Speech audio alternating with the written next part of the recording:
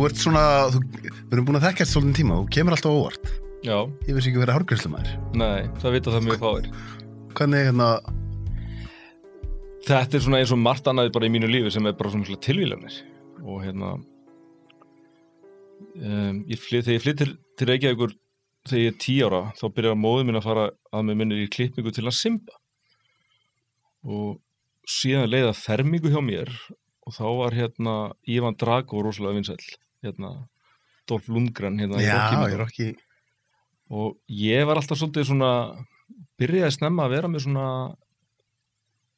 svolítið sjálfstæðar ákvarðanir í fatavali og svona útliti. Okay. Og byrjaði að fara til Simba í klippingu og ég var með þegar ég femdist, þá var ég í jakkafötum sem voru líkast 2 númerum og stór því að það átti að duga mér eitthvað fram í tíman. Okay. Keypt í búð sem held ég að minni mig að hefi heitið Centrum eða eitthvað tengti sem að Eva og það batteri var með á þessum tíma. Þóttir svolítið svona, þau voru með Jean-Paul Gaultier og svona athyglisverð föt. Okay.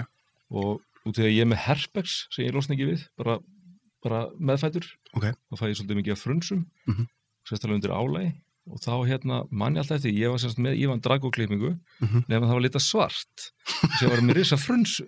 Okay. Það er ekki til að með fermingamynd, en ég man alltaf eftir þessu, sko, þarna svona byrjar þetta með hárið og síðan byrja ég að fara alltaf á þessa stofu, sem Salon V og ég á 4 hálfsystkini, pabbi á 3 yngri systkini mín með sinni konu og síðan á ég systir sem ég ólst upp með sem er bara systir mín, Arna og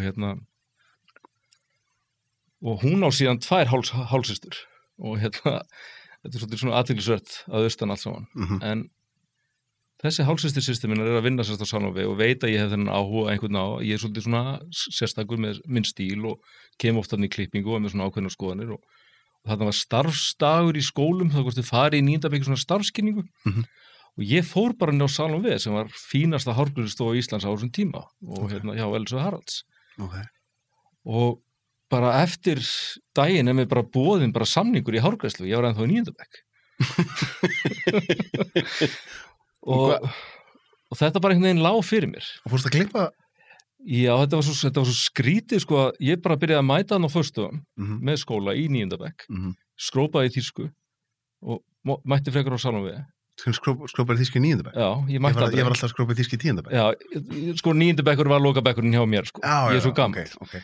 Og Akkur var hann að skrópa í þýsku? Mér er bara þýska leðileg. Já, með umverðan kennara. Já, síðan mætti ég prófið, las bara allt og fekk 10 en var lækkanir í 4 fyrir mætingu og hefðan. Þannig að Í hæsi bjössi? Já, þetta er bara klassist ég. Okay. En Salon V verður svona til bara fyrir rauninu tilvílin. Ég ætla aldrei að fara í hárgreiðslu. Ég hef oft sagt við fólki í kringum mig og vinir mínir kannast svolítið við þetta í mér að ef að sko kannski mína fjölskylduaðstæður og mitt uppeldi hefði kannski farið öðruvísi og kannski spilin hefði kannski verið betri á þessum tíma þá ég hefði orðið lögfræðingur. Ég hef alveg brennandi áhuga á lögfræði. Okay. Og hef haft bara mjög lengi og við hjónin erum, sérstaklega kona mín er ítrekað svona íta á mig hvort ég vilji bara hreinlega ekki taka enn eina uppbeygin í lífinu og fara að læra lögfræði. Akkur er lögfræði? Ég held að það sé rosalega réttlætiskennd í mér. Það er líka annað sem fólk kannski áttar sig ekki alltaf á með mig að ég hef alveg óbóðslega réttlætiskennd. Og lögfræði er bara svo, þetta er svo mikið túlkun. Rosalega margir einmitt, það eru margir lögfræðingar sem eru, hvað er maður að segja, svona, fólk sér þá kannski ekki sem svona réttlátustu mennina. Nei, ég kannski er ekki að hugsa að vera alltaf einhverja sjúkrabíla eða eitthvað annað. Það er bara svo margt við lögfræði, það er svo margt við hennar sem að heilla mig sko, þessi túlkun, að þú getur verið með sama málið og fólk sér það ekki eins, allur strúktúr í lífinu kemur svolítið út frá lögum og reglum. Þú veist, við lifum og hrærumst í lögum og reglum all okkar ævi. Ég hef aldrei verið mjög góður í að vera kannski alltaf í lögum og reglum upp á það, skilur að, þú veist, mér finnst ég ekki að alltaf passa inn í kassana sem er búið að búa til fyrir okkur. Nei. Samanbera, þú veist, fara í starfstaf og læra hárgreiðslu og vera síðan alltaf að langa til að fara að læra lögfræði. En mér finnst það bara svo heillandi fag og bara margt af þú kannski tala að fólk sem lögfræði sé svona ýmis konar. Já, það margs konar. Ég á mjög marga góða sem eru lögfræðingar, sem bara eitt mesta saltjarðar sem ég hef kynnst. En ertu ekki samt, sko, ég þekki það þess, ertu ekki svolítið eins og ég þarf alltaf að vera að gera eitthvað nýtt og þú er svolítið spennufíkill og svona verður að vera að testa nýja hluti. Hefur það ennst í að vera alltaf lögfræðingur? Nei, ég held að það hefði bara verið óbúrslega góð grunnu fyrir mann eins og mig. Já. Ég held að það hefði opnað mér óbúrslega marga dyr. Ég held að það líka hefði örugglega agað mig svolítið. Ég hef verið kannski í öðrum félagskap en ég endaði í og það er bara svona þessi hlutir sko. Ég kannski hefði ekki starfað endilega sem full-time lögfræðingur en það er... En þegar þú segir félagskap sem þú endaði í, hvaða félagskap lendur í? Þú varst svolítið Ég lendi aldrei í einu félagskap, ég hef alltaf valið mér félagskap.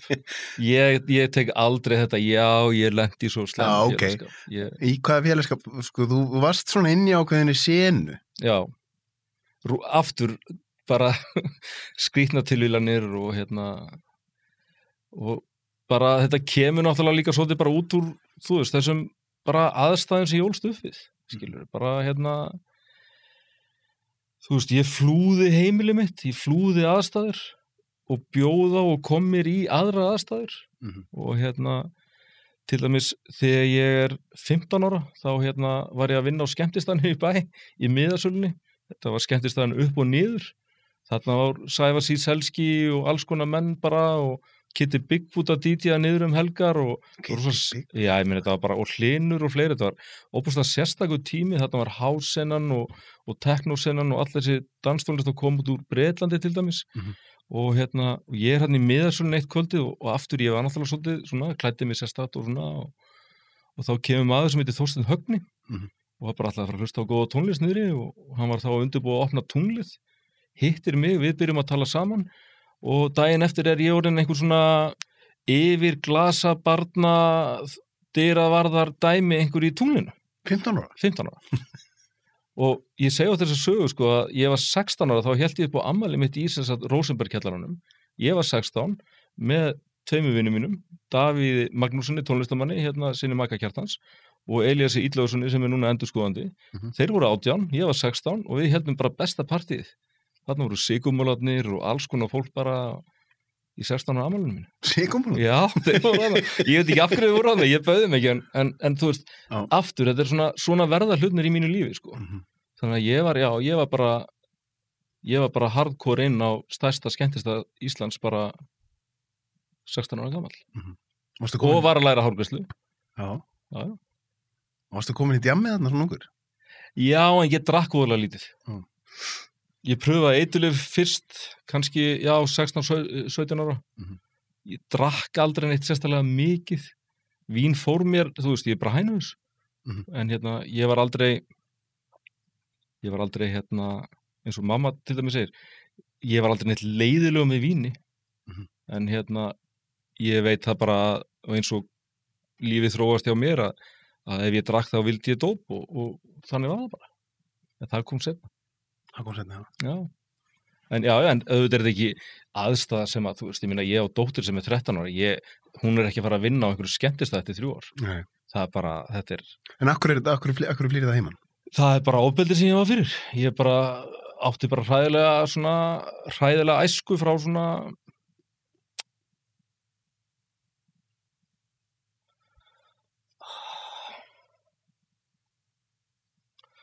Það er alltaf svo fucking herrveit maður.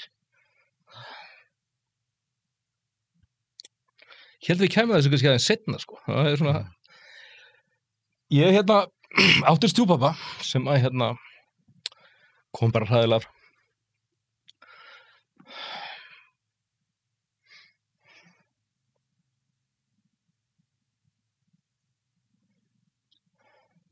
Viltu taka þetta eftir það? Nei, ég hef aldrei talað um þetta fyrir svona myndavélar. Nei. Þannig að ég næmur á strik.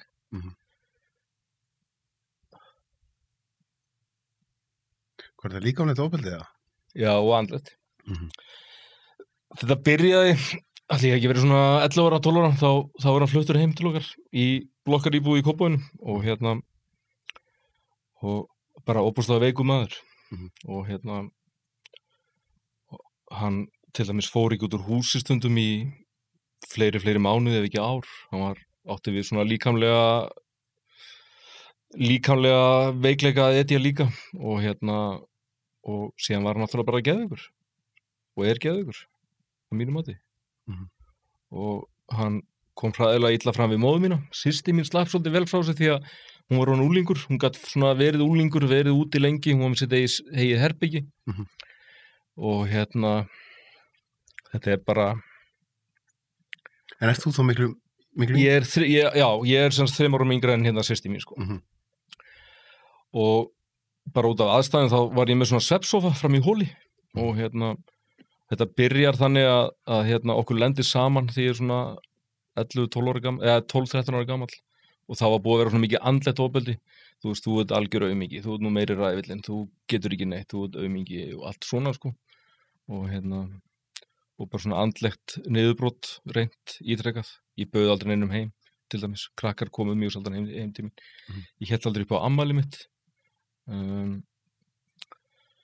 Þannig að og síðan lendur okkur illa saman þegar ég er svona 12-13 ára og þá byrjar svona þetta líkamlega ofbeldi og andlega svona miklu, þá svona eskaletur þetta. Hann byrjar að lemja hann labbaði á hækjum, hann byrjar að lemja í sófan á nóttunni því ég er sofandi og segir mér alltaf að drepa mig í nótt og. Það var alveg svo vel. Já, og hann reyndi nokkru sem að kyrkja mig, þannig að ég mætti í skólan allur blár og marinn og síðan fór þetta alveg á hinn pólinn, sko. Hann hótaði að drepa sig og þá þurfti ég að fara að bjarga honum inn í svefnherbergi, sko. Og rífa á honum hnífinn og Var það komið hníf og hóta að drepa sig? Þetta var svona. Ég man alltaf hvernig hnífurinn lítur út. Það var svona gamall hnífur, örugglega úr frystihúsinu að austan frá alla frænda sem hafði fylgt okkur frá Eskifirði. Okay. Og hann var orðinn svona veðraður, ekki ryðgaður, svona brúngrár og hann var með svona tréhaldi og það voru 2 pinnar sem fóru inn í til að halda haldinu saman, sko, skaftinu og það byrjaði að gliðna aðeins og getur séð bara og getur ímyndað hvað ég man þetta verið, sko. Var þetta oftar en einu sinni? Já, þetta var ég var örugglega bara ég hef örugglega orðið fyrir bara ofbeldi margsinnis í viku, sko, ef maður spólar tilbaka og skoðar þetta, sko, bara andleg og líkamlega ofbeldi, sko. En hvað þegar þú segir að hann er reynda kirkja og þú kemur blár og marinn í skólan, er þetta svona að því maður hugsa bara ef þetta væri að eiga sér stað í dag, sko? Já. Er þetta svona rosalega ólíkir tímar? Já, þeir eru það. Alveg svakalega, sko. Bara sem betur fer. Já. Bara sem betur fer. Reyndar eru nú væntanlega þó nokkuð af börnum á Íslandi bara núna sem eru að upplifa svona hluti, en maður hugsa samt einhvern veginn það er fyrirgripið inn í, sko. Já, ég held það. En ég meina, fólk sem beitir ofbeldi, þetta getur verið alls konar fólk. Þetta getur verið bara, þú veist, einhver kona sem vinnur einhverstað bara hjá einhverju ferðaskrifstofu eða einhver, þú veist, tölvufræðingur sem vinnur hjá einhverju stóru tölvufyrirtæki niður í miðbæ eða, þú veist, þetta er svo falið, þetta er svo, þú veist, þetta er svo margslungið, þetta er svo alls konar.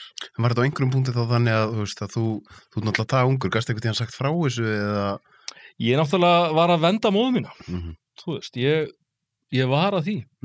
Og það sem var verst við það, sko, var það að sú hugsun leiðir síðan til þess hvað ég verið reiður út í móður mína. Skilur? Já, ég skilji.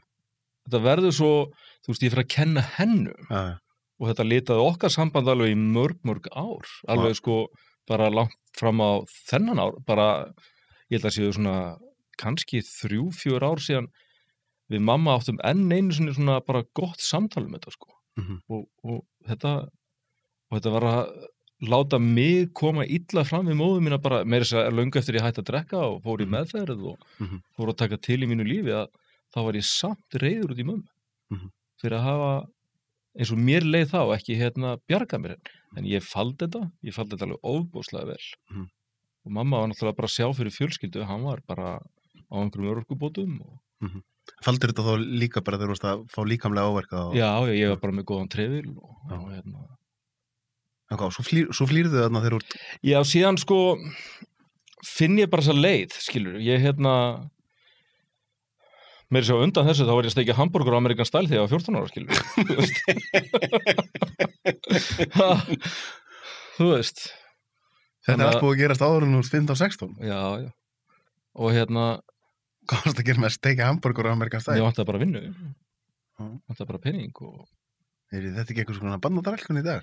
Jú, en ég hef aldrei, ég held ég hef fyrst byrjað að vinna í frystúrhúsinu í alla frænda austur og Eskifirði, ég var 12 ára. Eða 11 ára? Eða 12 ára.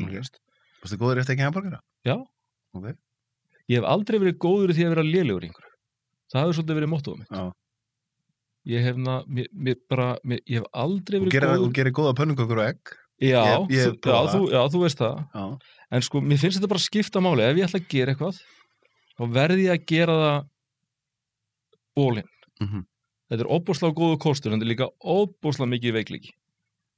Þá svona, ertu þá að lýsa einhverju sem er svona svolítið eins og, þetta er náttúrulega orðið rosa þreytt orð, þessi athyglisbrestur og þetta, að geta einhvern veginn svona ofurfókus. Ég er ekki með athyglisbrest. Að geta ofurfókusað á eitthvað eitt. Ég er meira með svona bara, svona mikla þráhyggjur sko. Og já, ég skilji. Og svona...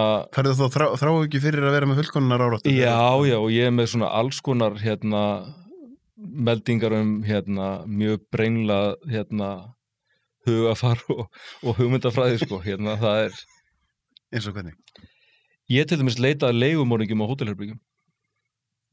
Bara þegar þú fer á hótelherbyggjum? Já. Ok. Af hverju? Bara... Ég sko, fyrstalega kemur aldrei svo rökköksuna upp í hugan á mér. Af hverju ætti einhverjum að búin að borga leigumorðingja fyrir að drepa þig? Það kemur aldrei upp í hugan á mér.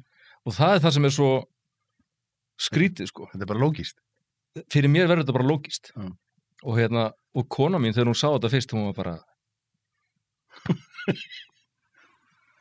og ég er ekkert að ígeta ég bara, þú veist, eins og ég sagði við þið þegar við vorum að ræða að gera þetta, ég bara segi frá þessu.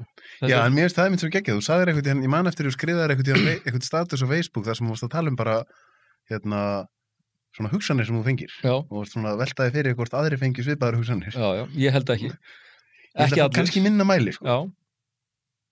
En þetta er áhugavert, einmitt, sko, en er það ekki líka svona hluti af því að bara, mér finnst þetta vera svo áhugavert þú ert að segja þetta með leigumorðingina, er það ekki hluti samt af því að lifa betur með þessu, það er að geta haft húmor fyrir þessu? Ég hef opbúslegan húmor fyrir öllu sem hefur komið fyrir mér. Já. Eða fyrir mig, sko. Ég meina þetta er svo að lýsa þessu með leigumorðingja, sko, ég sé, þú veist, þú glottir um leið og segir þetta er mjög komist. Já, ég meina, sko, besta lýsingin af þessu var sann svo að þegar ég bjó á Miami, þá þurfti ég að fara oft til Los Angeles og ég var sem þátttakandi í fyrirtæki þar líka. Og ég var með svona mann sem að bjóða í Bretlandi sem ég kynntist þegar ég held Coldplay-tónleikana fyrri. Og það var svona travel agent sem vann fyrir svona stjörnur og hann var alltaf með bestu reyting. Og hann bókaði mig semst á Viceroy hótelið í Santa Monica sem er æðislegt hótel. Og ég kem svolítið seint með flugi frá Miami, hafði tafist og kem á hótelið og þau segja bara, því miður bara Mr. Steinbeck, þá eigum við bara svítuna fyrir þig á efstu þess. Ég bara, já, ég hef ekkert á móti því. Nema það að ég tek bara líkluna og ég fer upp og ætla að vera hann í 4 daga og ég kem inn í svítuna og ég fæ bara svona kvíðakast. Hér er bara pottþétt leigumorðingi. Því að svítan var þannig að ég kom inn á svona gang og aftur bara minni mitt er einn af mínu göllum, sko, ég man allt svo vel. Okay. Að til vinstri, þá var bara svona glergluggar yfir Kyrrahafið og risastofa, hún er með svona stórum þykkum gluggatjöldum og þykk gluggatjöld á hótelum svona langt frá gluggunum er tilvalin felustæði fyrir leigumorðingja. Þannig að ég byrja að lemja í gluggatjöldin. Okay. Kíkja undir sófan og þá fattaði ég það að það er hurð sem liggur inn í svefnherbergið. Þannig að þegar ég var að labba inn í svítuna, þá var náttúrulega rökrétt fyrir leigumorðingjana að hugsa að þá fari ég fyrst inn í stofuna. Þannig að ég hugsa, heyrðu, hann getur verið komin inn í svefnherbergi. Okay. Þannig að ég fyrir inn í svefnherbergi og byrja aftur að lemja í gluggatjöldin og þá lendi ég í sko næsta vandamáli sem er það að rúmið var út á miðju gólfi. Það var ekki fyrir vegg. Og náttúrulega fyrir mann sem að vona á leigumorðingja, hvenær sem er það náttúrulega ofboðslega óþægilegt að sofa í rúmi sem ekki upp fyrir vegg því að þá getur hann komið bara aftan á mér því að fyrir aftan rúmið var hurðin á salernið og sturtuna og hann hefði getað verið komið þangað þannig að allan tíman sem ég var þarna á þessu hóteli þá svaf ég afskaplega lítið en í hvert eina skipti sem ég kom inn þá var ég að elta leigumróningin í svona 10 mínútur til að vera alveg viss allt rýmið og ef þú hugsar þetta bara aldrei á nokkrum tímapunktum, nú veit ég eitthvað fólk sem áttur að hlusta á þetta hugsa bara, nei en aldrei á neinum tímapunkti sem ég hef gert þetta, sem sko ég bjó á hótelum basically í mörg ár var það aldrei í mínum brenglaða haus kemur bara, Bjössi fyrst hver ætti að vera búinn að kaupa leigumorðingja skilur, til að drepa þig það ekki svo hugsun sem kemur nei. Og þetta bara það sem ég svo áhugavert með heilan og hvernig við erum þetta ekki eitthvað svona obsessive compulsive? Jú. Svona áráttið þráhyggju? Jú. Ég til dæmis hefði leikið Jack Nicholls æðisla í As Good As It Gets. Já. Ég hef verið alveg bara ég sé mig Ertu með svoleiðis svona? Já, ég get alveg verið svona svo áhugavert sko þegar að með svoleiðis hluti, ég sé þetta oft sem svona eitthvað róf frá 0 upp í 100 og ég þekki alveg þessar tilhneigingar í mér sko. Já, ég hef líka alveg, og við höfum bara rættið það. Já, en ég fer ekki þangað að sko, þú veist, að þetta verði þannig að ég þurfa að vera að þrífa eitthvað 100 sinnum með eitthvað þannig. Nei. En ég skil sko, það hlýtur að vera rosalega óþægilegt að þú lógist veistu að þetta er þvæla, en samt getur ekki verið rólegur fyrir þú ert búin að ganga skuggum það að það engin leigumorðingi. Já, nei, lógist ég aldrei upplifið þetta sem þvælu. Mér finnst þetta bara að vera mjög eðlilegt. Ok. Það kemur aldrei í hugan á mér að þetta sé þvælu. En samt varst að segja, Bjössi, hver ætti að... Já, nei, sko, ég segi aldrei við mig á þessum tímafóti. Já, ég skil. Skilur. Það kemur eftir á bara. Það kemur bara ekkert Sölvi. En þú varst að segja það núna? Nei, ég er að segja, sko, í dag, þegar maður horfir á þetta... Já, tilbaka, já. Þegar maður horfir á þetta tilbaka, ég er á Lyfjum í dag, þetta er miklu betra í dag. Miklu betra. En í dag þegar maður horfir á þetta bara búin að taka út ákveðin þroska, búin að vinna svolítið í sér og svona, þá fer maður að sjá þessar hluti. En ég get alveg sagt þér að ef ég fer inn á stórt hótelherbergi eða eitthvað, ég mun leita leigumorðingja. Já, og hvernig konaðinn, hvað Ég bara til, eins og við vorum að tala um bara þessa compulsive hegðun og svona, hvernig maður tekur ekki tillit til annar og fleira. Það var, sem sagt, oft hleiðaði og konan reyndar sagði við mig og þú þekkir hann og hún vildi nú ekki vera einhver fókuspunktur í þessu viðtali sko og þessu spjalli okkar en til dæmis bara út frá mínu sjónarhorni þá var ég búin að vera semst í Bandaríkjunum í tæplega 3 vikur einhvern í apríl-maí 2007 og búin að fljúga til marga borga og vera að vinna mikið og kona mín var semst heima með fyrsta barnið okkar hana Viktoríu og hún ringir í mig 2 dögum undan áður ég að koma heim og segir að Viktoríu sé hún veik, hún sé komið ælupest og barnið verður bara mjög veikt, hún er hálfs árs gömul og verður mjög veik og síðan daginn eftir talaði ég við hana þá er ég að fljúga frá Los Angeles með Delta til New York og síðan beint heim til Íslands og þá er ég legg á stað frá LA þá segir hún mér, ég er hún veik ég er bara ælandi og spúandi með barnið á brjósti og bara henni leið hræðilega síðan kem ég heim, ég lendi út í Keflavík, ég kem heim ég labba inn og það er báðar búin að vera veikar, dóttir mín 6 mánaða, kona mín fárveika ennþá og ég sko það fyrsta sem ég segi þegar ég kem inn. Hvað er ekki búið að taka til?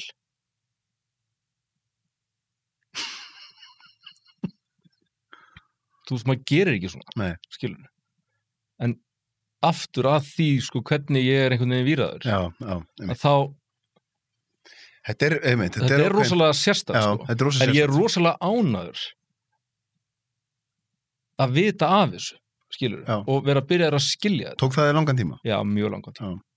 Alveg óbúslega langan tíma. Og ég er ekki ennþá búin að því algjörlega. Nei. Og ég held ég verð aldrei búin að því, sko. En þetta er áhugavert að því við erum öll með eitthvað svona blind spot. Alveg. En þau eru bara misstór. Já. Og þetta er mismikið, en já, þetta er áhugavert svona, Og ég segi hluti ennþá eins og við börnum mínu svona sem að... Óviðandi? Já, ég geri það. Og vinir minni hafa skammað mig og eins og Óli vinur minn í fyrra við vorum að ferðalagi og ég sá mjög óviðandi brandara og sendi dóttur minni. Og Óli var bara, þú gerir þetta ekki. Ég ger þetta samt. Já.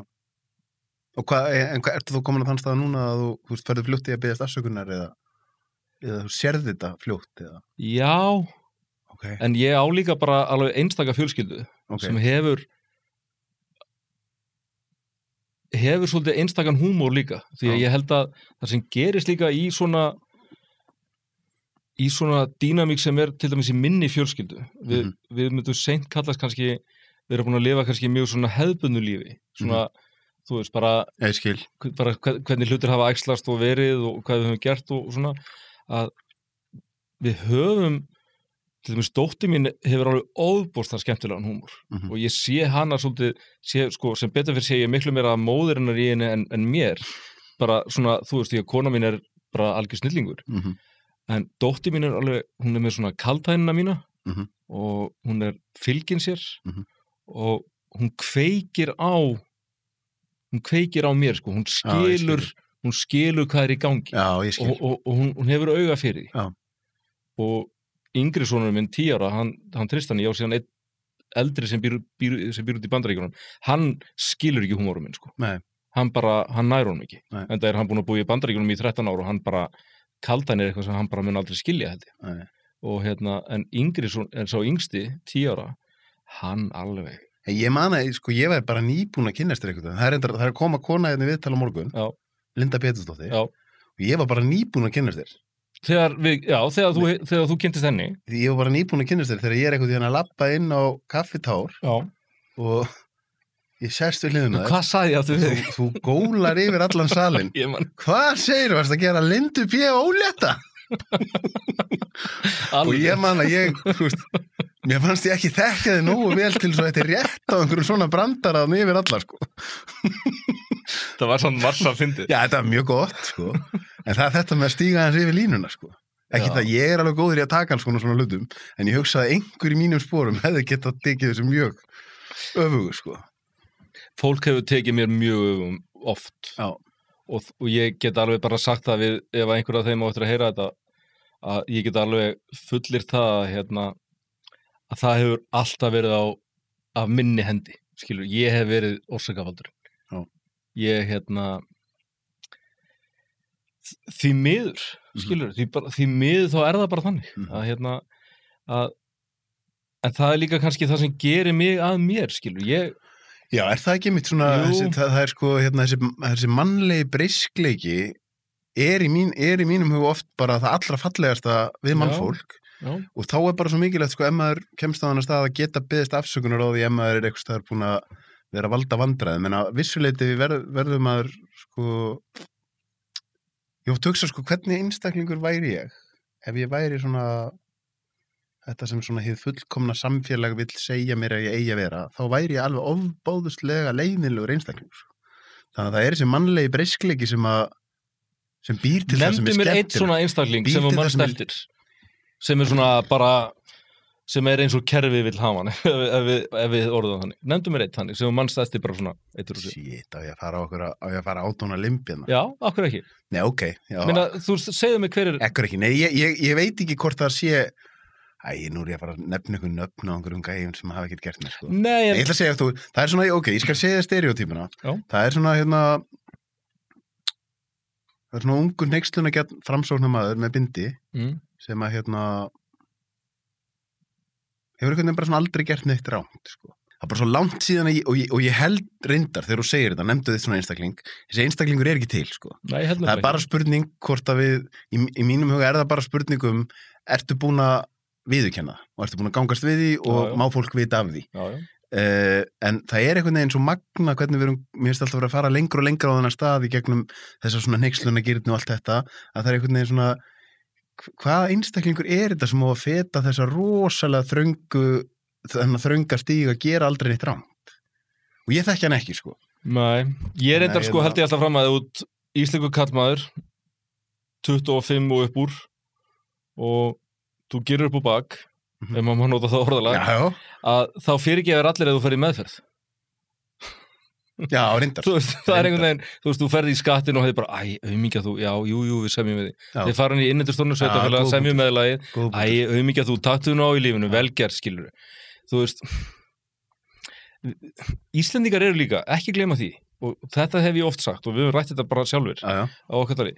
Íslendingar eru, sko, að vissanáttir eru opaslega meðvirk fyrir svona meðalmennsku og svona aumingjaskap, skilum þú veist, við erum það já það bara einhvern veginn, þú veist, ég veit ekki hvort það síðan við betluðum einhverja danska kaupmennum að láta okkur ekki fá mikla mjöl árið 1650 skiluru, eða þú veist, hvað það já. En bara þú veist, kynslóðin fyrir ofan mig, hún fer ennþá í banka og spyr hvort þú megi fá lán. Já. Þetta er svo labbin í hagkaup og spyrir, má ég kaupa mjól? Þú segir kynslóðin fyrir ofan því, það er náttúrulega búin að sitja maður hérna í þessum stól, Kári Stefánsson, hann einmitt sagði bara ítrekku, ég þoli ekki aumingjaskap, sko. Ég skildi svolítið alveg hvað hann var að koma. Já, og við erum einhvern veginn, þú veist, og síðan að því það er samt maður sem að hefur alveg sýnt að hann vill lítilmagnanum vel, sko. Já, en hann á sama tíma sagðist hann ekki byrja virðingu fyrir Michael Jordan eftir að hafa séð þættina, þó að Michael Jordan sé alveg eins og Kári Stefánsson. Sko, þú þegar segja hérna bara Kári er meistari og ég elska Kára. Ég hef hitt hann einu sinni og það er bara eitt besta moment á æfinni. Ef þú vilt fá þá sögu. En ég varð að hugsa, sko, þetta var fyrsta viðtalið í þessum þáttum og fyrstu mínúturnar í fyrsta viðtalinu, en á meðan að Kári satt hérna þá hugsaði ég, ok, ég er að sjá eitthvað smá hérna, eitthvað smá sem er svona sammert hérna, af því fyrir mér ég horfði á Last Dance og fyrir mér á Michael Jordan bara ennþá meiri snillingur eftir þess að þætti, sko. Bara algjörlega. Bara, meina, að því þú já, hvernig ætlar að ná þessu leveli án þess að vera með einhvers konar innan gæsalappa gæðsíki, skilur, bara einhvers konar tunnel vision og eitthvað dót sem meðal manneskjan getur ekkert alveg skilið, sko. Nei, en punkturinn sem við vorum að tala um áðan, einmitt með þetta, að sko nefndu einhvern sem að kerfið er alveg eins og kerfið vill hafa hann. Hérna, þú veist, fólk man miklu meira eftir, þú veist, áhugaverðum karakter. Já, minna. Fólk man miklu meira, þú veist, bara eins og með Kára. Ég verða að fá að koma með Kára söguna mína, því að hún er stutt, ég skal reyna að gera henni stutt og góða. Okay. Ég er út í Bretlandi, það er hringt í Steingrim, hérna, Sævar Ólafsson vinn minn, af Páli Magnúsinni og spurt hvort að hann geti haft samband við mig að fá að Kári geti keypt mið á Coldplay tónleika. Var þetta þegar Páll Magnússon var að vinna? Já, var að vinna fyrir hérna Kára. Og Steingrim hringir í mig, þetta er bara keðja, og ég segi, heyrðu, ekkert mál, ég skal græja það, en það eru tvö skilyrði. Ég vil fá að hitta hann, sjálfsögðu, og ég vil fá að hann borgi mér í peningum á staðnum. Okay. Mér fannst það svona smá power trip. Já. Og það er bara samþykkt. Miðvikudeginum vikunum seinna þegar ég var komin heim, þá var bara fundur. Ég mæti út í Vatnsmýri, þetta var 2002, haustið 2002. Páll tekur á móti mig, sér Kári sér seinna, fer og sýnir mér díkót alveg út í gegn, óbúslega gaman, og síðan er ég settur í svona risastóran sófa fyrir fram að skrifstofunni hjá Kára. Og Denni, Steingrímur, var búin að segja mér, bara mundu Bjössi, hann mun fokka í þér. Og ég var bara, ok.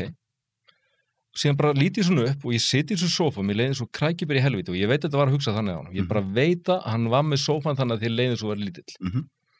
Sé ég hann koma í svörtum buxum og svörtum stutturmaból, labbandi á móti mér, askvaðandi með svipinn, skiluru, sem fólk hefur séð, og hann stendur svona yfir mig, bara alveg onni mér. Er þú Björn? Og ég bara, er þú Kári?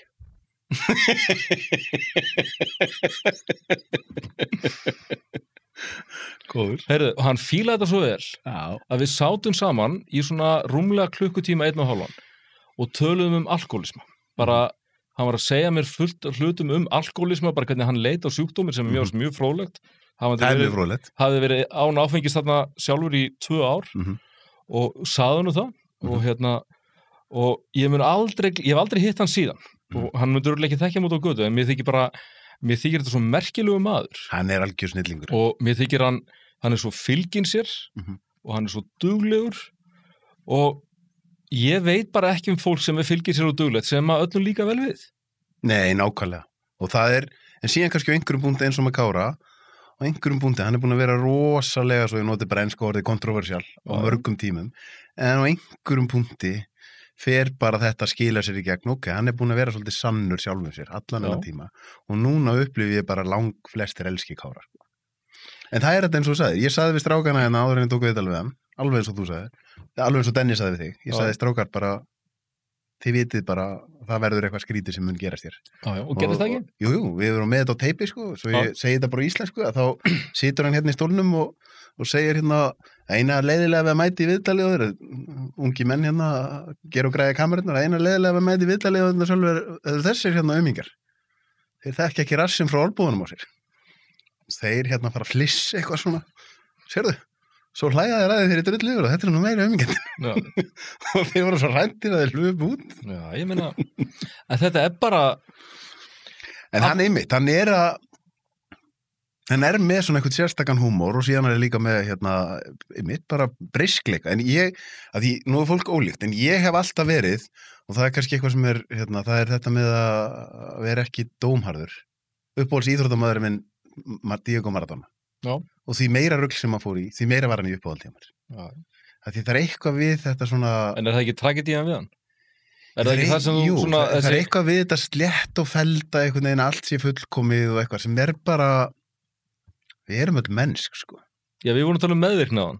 Þá fór ég að hugsa bara núna, sko, brúðkaup sem við varum búið í fyrir mörgum árum síðan. Og ég var mjög nýr í þessari fjölskyldu. Þekkti saman sem enga þarna og ég mætti. Og tók eftir því það var ekkert vín í boði. Og það var ekkert vín í boði út í það var alltaf það var einn fulli frændinn sem að engin nefnt að hafa fullan í brúðkaupinu. Og ég hugsaði alltaf að býtu, af hverju slepptu þau bara ekki að bjóða hann? Þú veist, af hverju þetta bjóða vandamálun heim og kóa með því, skilur? Af hverju segir bara ekki, heyrðu gaur, þú ert alltaf fullur og leiðilegur í brúðkaupinu, þú kemur ekki.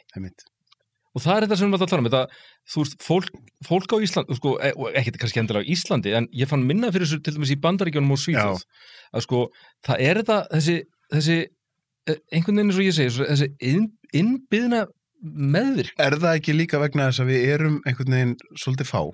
Jú, og það er þessi svona einhvern veginn ótti við að ótti við að styggja af því að ef ég er að styggja þennan þá geti hann þekkt þennan og það er ekki gott að hann skilur og svo bara geti ég ferð að hugsa á endanum og þá kannski missi ég vinnuna. Já, og allir í Valhöll hata mig. Já, eitthvað svolítið. Við erum bara einhvern veginn, ég hef rosa oft hugsað þetta með mig einhvern veginn þegar ég verið í fjölmiðlum og að segja ekki mikið vegna þess að þá er ég hræddur við eitthvað, ég hræddur við eitthvað afleiðingar og eitt af því sem er náttúrulega æðislegt við Kára er að hann er bara fjárhagslega sjálfstæður þannig að hann einhvern veginn er ekki í þessum afleiðingarleik. Þetta er mjög góða punktur. Ég nefnilega hef oft hugsað með mér, ef ég væri forríkur, þá geti ég sagt hvað sem ég vildi. Pældu við samt í því hvað það er brenglað. Það er brenglað, það er algjörlega fáránlegt.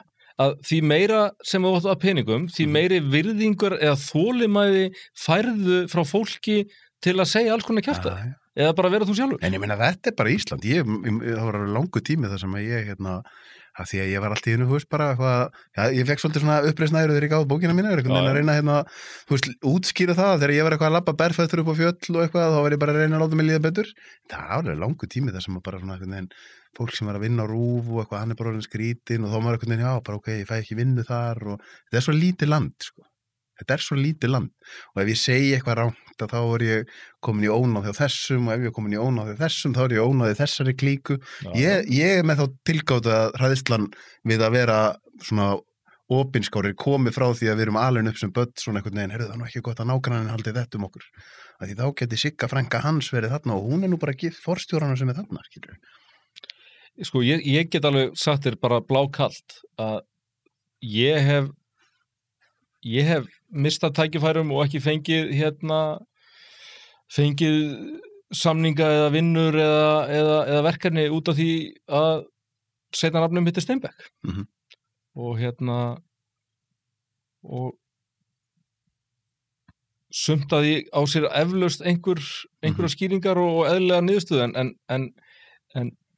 en ég hef bara, það er ekki til í mér diplómati og þetta er líka bara eins og ég sagði við kannski áðan, þetta er styrklegi en þetta er líka veikling. Já, því að sko þetta sem ég var að lýsa áðan, ofbeldið sem ég gekk í gegnum, það sem þetta hefur hamlað mér mest er það sko að annarkot fer ég bara í full árásamót ef einhver bara er einhvern veginn í mínu vegi eða ég fer í ofbóðslega varnagir.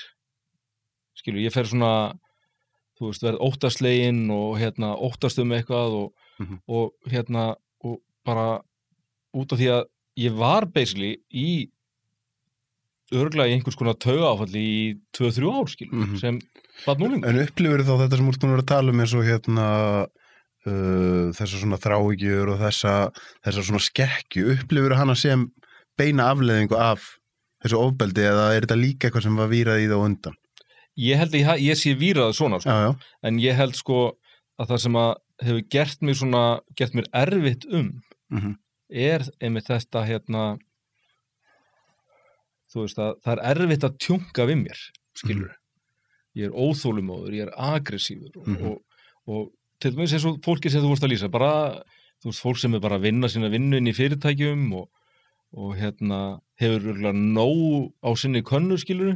Ég bara, hei, þú veist, og ef það ekki að gera hlutin eins og ég vil gera það, þá finnst mér það bara ekki nógu klárt eða það þú veist, bara, þú veist, ef að hlutin einhvern veginn ekki að falla með mér, að þá gerist það í svona karakterinn sem mér, að þá raunni eigi bara á mín vandræði, skilur. Og það það sem að hefur háð mér svolítið. En ég svolítið að læra, þú veist, að vera ekki að senda kannski 3 tölvupósti í einni viku, bara, hei, halló, skilur, eða vera með þess að þráhyggja, vera alltaf að lemja á hlutunum, skilur, en ég veit alveg. En þetta ekki það erfiðasta fyrir okkur öll að sjá okkur sjálf? Jú, en mér finnst það bara svo heillandi. Það það, sko. Þú veist, mér finnst bara, sko, mér finnst svo heillandi eins og þú sagði bara aðan, sko, þú har ekki hugmynd margt af því sem ég hef gert og við erum að koma inn á því nættir, en sko, ég segi alltaf tvennt á mínu heimili. Við gefumst aldrei upp. Það bara fjölskyldumottóið. Við gefumst ekki upp. Og þetta snýst ekki um það að vera einhvern veginn að lemja hausinn við steinin, það bara, við gefumst ekki upp á hvort öðru og við gefumst ekki upp á lífinu. Við höldum áfram. Og síðan hitt í þessu það að einhvern veginn við erum alltaf að reyna hvernig get ég orðað það best að reyna að bæta sig skilur og ef maður ekki opinn fyrir þessum brestum og lífinu og hvernig þetta hvernig ætlar maður að bæta sig og nú get ég bara talað út frá, þú veist, því mannrættaprógrammi sem ég búin að stunda í rúmlega 20 ár. Þú veist, oft ötulega og oft illa. Bara, sko, eins og með alkoholisma minn. Ég hef oft sagt, sko, það versta við að vera virkur alkoholisti það að þú ert að gera fólki grikk, þú ert að ljúga og pretta, þú ert óheiðalegur. Það eitt stærsti bara fylgifiskur alkoholismi, bara óheiðalegi. En það versta við það, þú veist allan tíman, skilur að þú ert að gera rátt, að þú bara getur ekki hægt í. Og það sem svo magnaðvinna sjúkdóm, sko, eins og alkoholisma, til dæmis alkoholisti versus krabbameinssjúklingur. Krabbameinssjúklingur fer til læknis og það bara, heyrðu, þú bara með krabbamein. Og þú þarft bara að gera þetta og þetta og þetta og þetta, þú þarf að borða þetta og þetta og þetta, þú þarf að geislameðferð, skurðaðgerð, bara raunir hvað sem og það eru þessi stig, sko, þú veist, það sorgin og reiðin, það afneitunin og síðan einhvern veginn fá flestir sem betur fyrir þennan kraft að, þú veist, you give it your best, skil, þú ætlar að berjast í þessu og þú trúir á það, skil, þú veist að þú veist hvað krabbamein og við erum í þessu. Alkoholisti, virkur alkoholisti fer til læknis og læknir segir, heyrðu, þú ert alkoholisti og þú eru bara að fara í meðferð, þú eru að taka til í þínu lífi, þú eru að hætta að drekka og dópa og allt þetta á ekki bara, þú veist þetta er svo mikið geðsjúkdómur Hvert var þetta komið á þér? Varstu, segir hætta að drekka og dópa, varstu í vígnefnuna líka? Já, algjörlega. Hverju? Sko ég var, undir það síðasta var ég eiginlega bara búin að reykja múti í hotna grasi. Já, það? Já, ég var búin að einangra mig algjörlega. Okay. Ég var búin að koma mjög illa fram við fullt af fólki. Okay. Ég var mjög óheiðalegur. Ég var bara búin að mála mig algjörlega út í hotn. Og þá var ég bara að reykja gras. Og en ég tók til dæmis ágætlega mikið að þjóðaframleiðslu Kólumbíu. Og ég skildi raun aldrei af hverju ég gerði það, því ég hætti því sem bara undan, því að kókaín gerir ekkert fyrir manni svo mig, ekki neitt. Ég bara sofnaði. Sofnaður? Já, bara algjörlega bara, og bara, ég veit þetta, bara eins og segi, ég ætla ekki að draga neitt undan. En akkur varst það að taka það? Við vorum bara allir að taka þetta, skilur. Við vorum bara á kaffibannum, rosa stuð, fáum okkur kókaín. Og síðan bara, ég bara náði þess ekki. Hvar voru hérna hábúndarnir? Hvenær áttarðu á því? Það voru einhver moment þar sem að þú áttarðu á því að þú ert alkoholisti? Já, bara svona þegar þú svona var eitthvað, þegar þú fórst í Rússland var það ekki eitthvað svona moment? Nei, þá var ég náttúrulega bara á svona toppnum á mínum alkoholisma, sko. Þá ég sem sagt í eftirpartí, eftir kaffibarinn páska. Hjá konu sem ég þekkti og hún og ásamt fyrir var að reka sem sagt Eskimo módels í Rússlandi, í Síberíu. Voru sem sagt að skáta eftir módelum í Síberíu og koma þeim á framfæri í Evrópu. Og mér fannst þetta mjög merkilegt og þetta var í lok mars, byrjun apríl og hún segir mér að þær sé að fara í svona skátingferð sem sagt bara í lok apríl. Þetta var í lok mars og þau eru að fara mánuði seinna. Og ég bara, gerum heimildamyndum þetta. Þetta merkilegt. Þá ég að vinna með 2 mjög hæfileikar ungum krökkum sem ég var að vinna með á þessum tíma sem að ég segi við hvort við eigum að fara til Síberíu og gera heimildamyndum módelskáting. Þau bara eru klárið það og ég einhvern veginn náði að krafsa út úr Sparisjóði Reykjavíkur einhverja yfirdráttarheimild og eitthvað og mánuði seinna ég bara farin til Rússlands með þessu fólki. Fóruð til Síberíu? Fóruð til Síberíu. Novosibirsk? Ég fór til Novosibirsk, semst ég flög ekki Moskvu og þar náttúrulega lenti við fyrsta ævintýrinu og við vorum síðust út úr vélni og þegar við komum í Tékkið þá áttum við flug semst til Novosibirsk bara 3 tímum seinna og þá segir semst landamæravörðurinn, hann segir við okkur í Tékkinu að hann tekur frá okkur vegabrifin frá okkur öllum, vorum 6 að ferðast, minnum mig, nei 5 og hann tekur 5 vegabrifin, kemur tilbaka til 20 mínútur og segir, vísan nóg út. Visa good for $30 og ég náttúrulega aftur þetta, þú veist, í mér sem ég var að tala um á árásagirnin og réttadiskendin og ég bara nei og bara fyrir að rífast við hann og bara hverfur hann kemur aftur til klukktíma vísa nóg good $50 og það enda með því að við missum að vélinni áfram og bara, hann vissi það alveg, þannig að þegar hann sá að við vorum búin að missa vélinni, þá bara leta hann okkur fá og við fórum í gegn og þá förum við til Aeroflot og þeir setja okkur 5 stundum hótel og já, við lendum alltaf í þessu og daginn eftir fljúum við síðan til Novosibirsk. Ég fór til Novosibirsk, ég fór til Tomsk sem svona vísindaborg það sem til dæmis framleitu mikið af sínum hugbúnaði í kafbátana og þarna var leyniborg rétt hjá sem voru í kjarnorkuframleiðslu og fleira.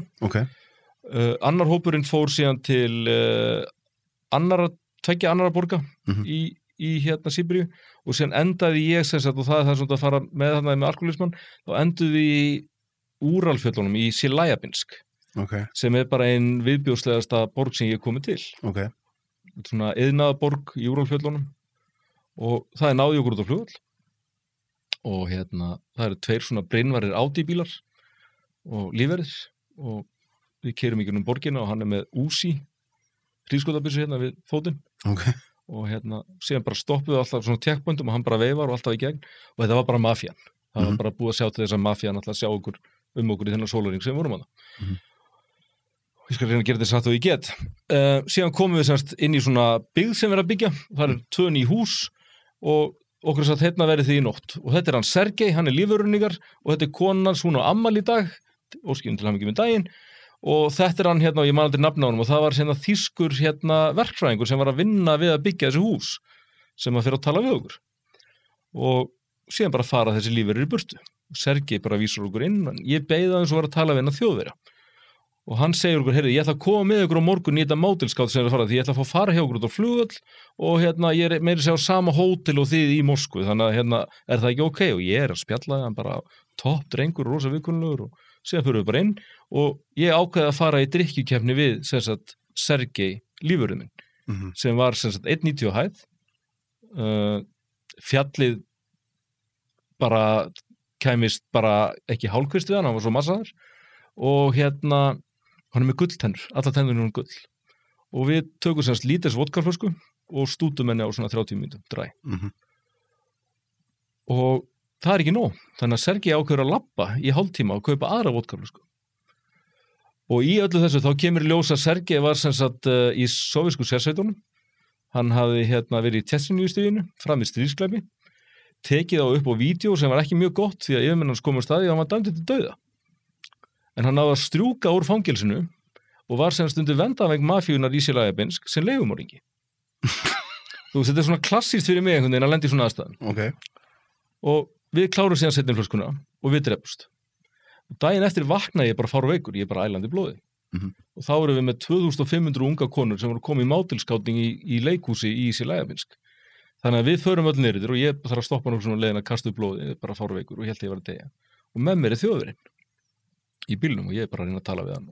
Við förum hann inn og við byrjum að filma og þú veist, ég er með vídeokameru hérna og ég er með mikrofón hérna og ég er bara, þú veist, hlaupandi á salinu og kastandi blóði og það enda með því að ég ræðst á Þjóðverjann, verkfræðinginn hann sem var með okkur og hendi í hann myndavélinni og mikrofónun og segi bara hann, þú verður bara að bjarga mig, þú verður bara að taka hérna upp fyrir mig. Ég er bara rekk og ert bara hérna. Hann bara, ég get það ekki. Ég get það ekki.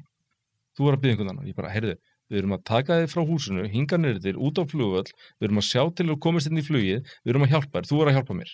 Bara eins og ég get verið bara svona hvass og ég gríti í hann tækjum. Síðan bara loknast ég út af. Svona kortur seinna ranka ég við mér, þá sé ég hann upp á sviði með þess að mikrofónin undir vinstri hendinni og kamerun og hann er allur svona einhvern veginn. Og ég bara, hvað er maðurinn að gera? Hvernig getur hann ekki bara haldið á mikrofónum í hægri og myndavélinni vinstri og tekið upp eða öfugt? Síðan klárum við, förum út í bíl og vinkonum mín sem rak þetta fyrirtæki, hún kemur með mér í bílinn og biður hinn að fara í hinum bílnum. Síðan kemur hún inn og hún bara ræðist á mig bara, Björn, ertu algjörlega geðveikur? Ég bara, hvað er þetta að tala um?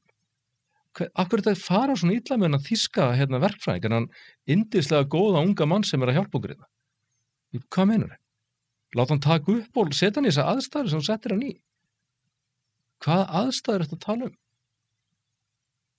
Björn, það vantar aðra höndin á mannin. Þú tókst ekki eftir því? Ég tók ekki eftir því. Var þetta eitthvað svona moment sem að liti átt að þið værir? Nei.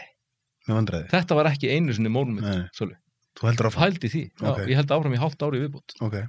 En þetta var geðveikin orðin svo mikil. Þú veist, þetta var óheðaleikin orðin svo mikil, þetta var lygin orðin svo mikil, þetta var þráhyggjan orðin svo mikil.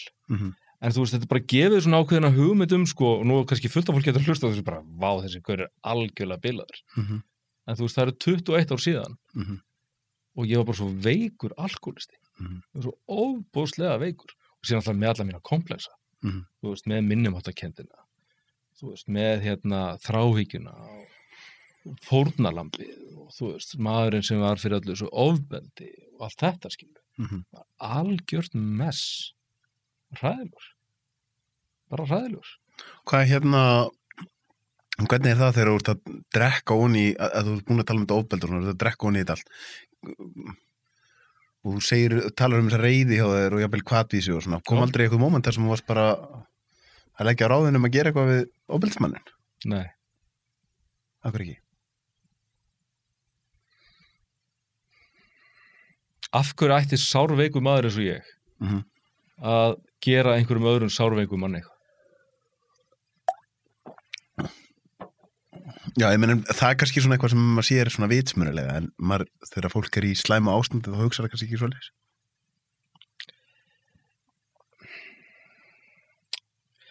Sko, ég hringdi hennar mann þegar ég var upp á Staðarfelli í meðferð. Ég bara fór í tíkallasímann og hringdi í hann. Og ég sagði bara við hann að ég væri búin að fyrirgefa hann. Ég ætlaði ekki að fara út í lífið aftur og drekka út á hann. Láta hann koma mér aftur á fyllir í.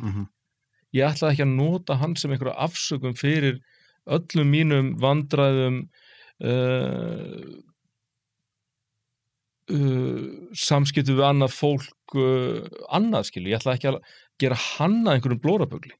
Ég ætlaði ekki að nota hann áfram eins og ég var búin að gera í mörg ár. Meina, hvað var ég búin að gera? Ég var búin að drekka út á hann, skilur, ég var búin að svíkja og ljúga fólki, hluta til út af því hvernig þú veist, mín æska var, ég meina, ég veit ekki hvort alkoholismi er meðfæddur eða ekki, en ég er ekkit vissum að ég hef kannski orðið alkoholisti eða ég hef progressað svona hratt í sjúkdónum nema að það væri fyrir hann. þannig að ég bara vildi ekki fara út í lífið aftur því ég leit svo og ég hefði ekkert annað tækifæri og fara aftur í hennar pakka þannig að aldrei á neinu tímapunkti eftir, ég var orðinn kannski 20 hef ég einhvern hugsað að fara með baseballkilunir í Hátún og fara bara inn í öryrkjablokkina og upp á einhverja hæð hjá honum og fara með baseballkilu og lemja hann, bara af hverju? Af hverju ætti ég að gera það?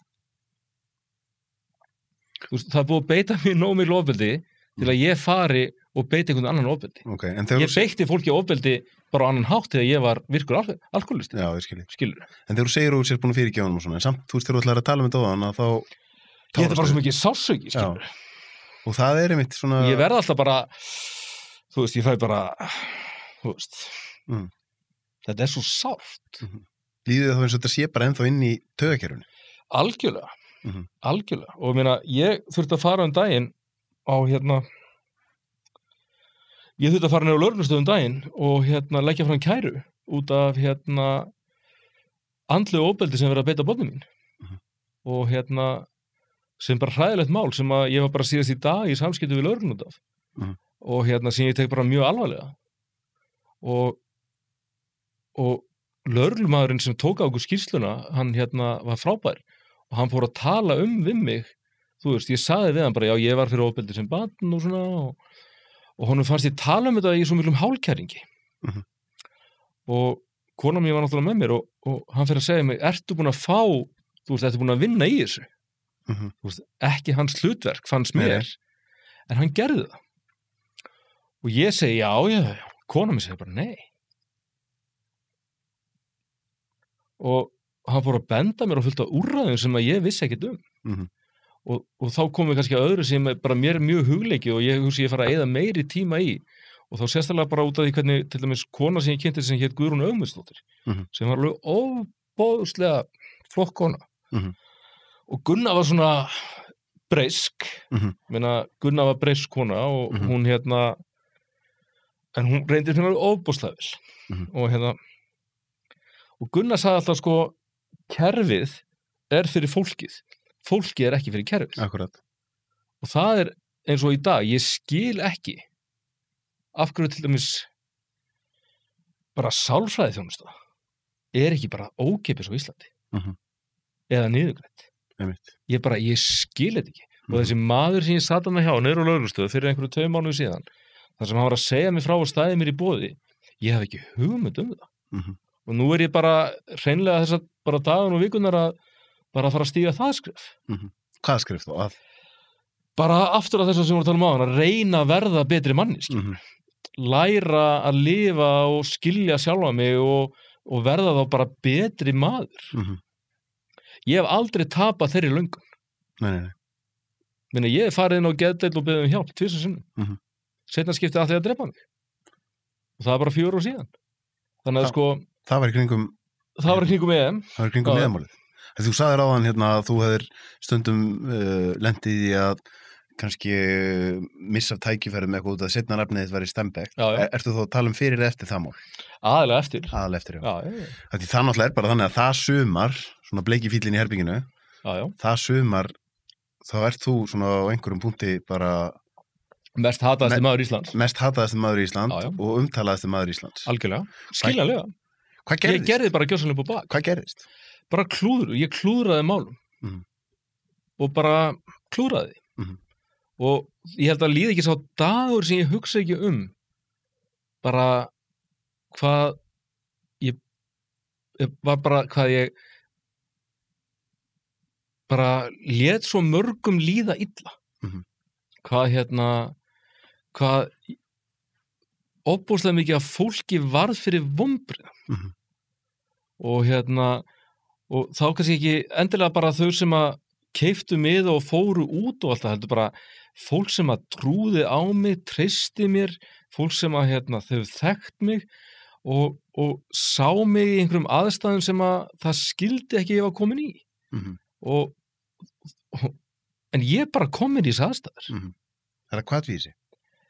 Já, og eftir á hyggja örugglega, þú veist, þetta þessi minnumáttakend sem kemur oft fram í mér þú veist, vera aðal skilurðu, því að þó svo ég hef aldrei verið mikið fyrir fjölmiðla, þá hefum við alltaf þótt gaman að gera hluti sem hafa áhrif á fólk og skipta máli og vekja eftirtekt, þó svo ég hef aldrei einhvern veginn eins og að halda tónleika og allt þetta sem að, þú veist, en bara versus til dæmis eins og Einar Bárðar-vinn minn, þú veist, það vita mjög margir af Einari Bárðar og tónleikum og fleira út af því sem hann hefur gert, því hann er alltaf svona verið svolítið, ég hef gert fullt af hlutum ég hef samt aldrei einhvern veginn þurft að vera aðal númerið skilur, og ekki það að Einar þurfi alltaf að vera aðal númerið eða einhverju aðri tónleikahaldarar, en ég bara segja þarna var ég bara komin í aðstæður þar sem að ég bara brást fólki og skiljanlega var fólk ofboðslega reitt óbúðslega sárt og ég meina svolítið, ég hugsa þetta á hverjum degi. Já, er það ennþá? Já. Dreymi þetta. Já. Ég sé fólki tói mig og konuna mína. Ég ætla að segja, þetta var sko því ég var náttúrulega... Ég meina, börnum mín voru þarna. Já. Fólk veit það ekki, ég var með börnum mín þarna. Úti? Já. Börnum mín voru leiknum. Börnum mín eru vitnað þessu 6 og 10 ára. Ég meina, hvaða maður kemur á fótboltaleik með börnin sína hann ætlar að svíkja 456 manns. Voru þetta 456? Já. En ég brást. Ég hef aldrei reynt að koma undan þeirri ábyrgð. Nei. En bara aðstæðan, ég réð ekki við þær. Nei. Ég er náttúrulega, og það verst að vita, ég er náttúrulega besti vinur minn sveik mig. Það er bara ömurlegt gagnvart öllu þessu fólki sem treysti á mig, ég myndi leifa með upplifinnan draum. En ég hugsa ég er hræðilegur í að valda fólki vonbrigðum. Ég er alveg þannig að ég get farið bara í fósturstellingun út af því ég veldi einhverjum smá vonbrigðum. Þannig að ég svona bara reyni ímynda mér hvað gerist þegar þú ert stattur í þessum aðstæðum og þú áttar þig á því að þetta er að fara að vera staðan. Hvernig er tilfinningin?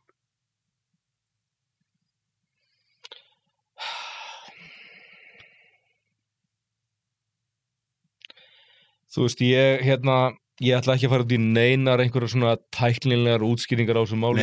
Nei, ég meina bara tilfinningin. Tilfinningin er náttúrulega bara þessi. Þegar mómentið kemur og þú áttar þig bara á því, Tilfinningin er bara svo að ég er búin að bregðast fólki. Og ég er að reyna meira segja fram í hálfleik að bjarga þeim sem eftir sátu og fengur sannarlega ekki með og fór ekki inn með. Ég stóð með þessu fólki ásamt íslensku lögreglumönnum sem hjálpuðu mér. Ég stóð með þeim. Og ég leyfði þeim að segja það sem þeim þurfti að segja við mig og veistu, ég skildi þau svo vel, ég fór ekki. Hvernig var, bara svo ég notið, þetta er bara enska orðið ugly, bara það gerðu slutir þarna sem var fólk að reyna að gangi skrokk á þér? Nei, ekkert svoleiðis? Nei, alls ekki. Bara orð? Já, en þú veist, þetta var bara, þú veist, ég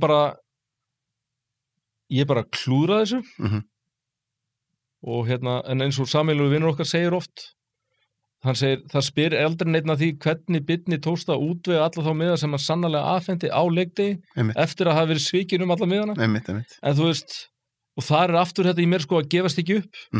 Eins og ég var að segja hann, maður kemur sér í vandræði líka út af því. Það ég ætlaði ekki að vera gaurinn sem klúraði þessu. En ég klúraði þessu. Og fyrir mann eins og mig, sem að,